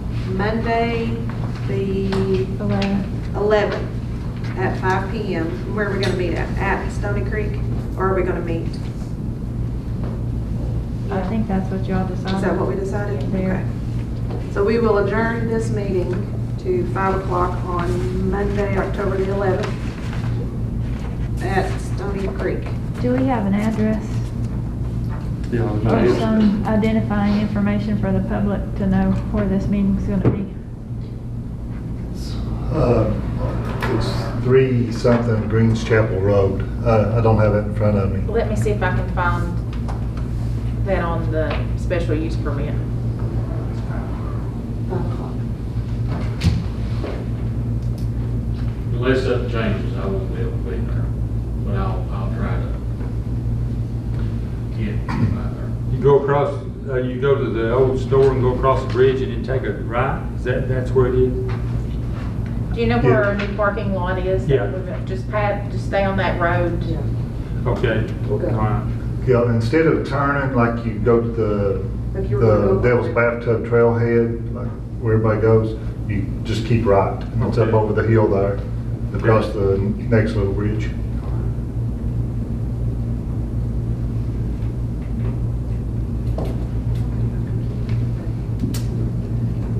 Well, that'd be good.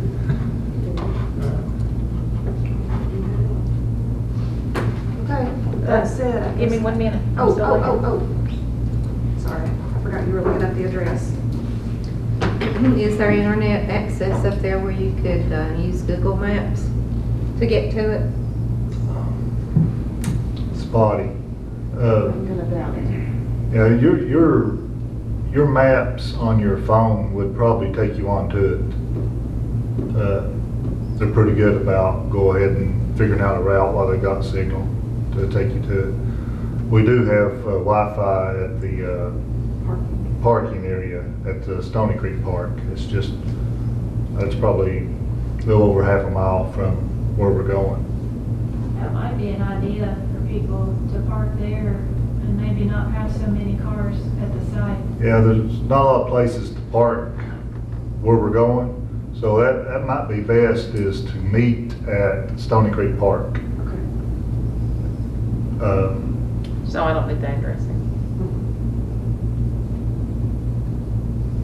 Well, I mean, Greens Chapel Road, above Devil's Bathtub. I mean, I Yeah. guess people, That will be the meeting, but we can meet and people park. would find at it. I'm just Stony thinking Creek about Park. if any of the public wants to come. Yeah. We gotta make it transparent where we're gonna Yes. be. Yes. So we will adjourn to Monday at 5, which is October the 11th.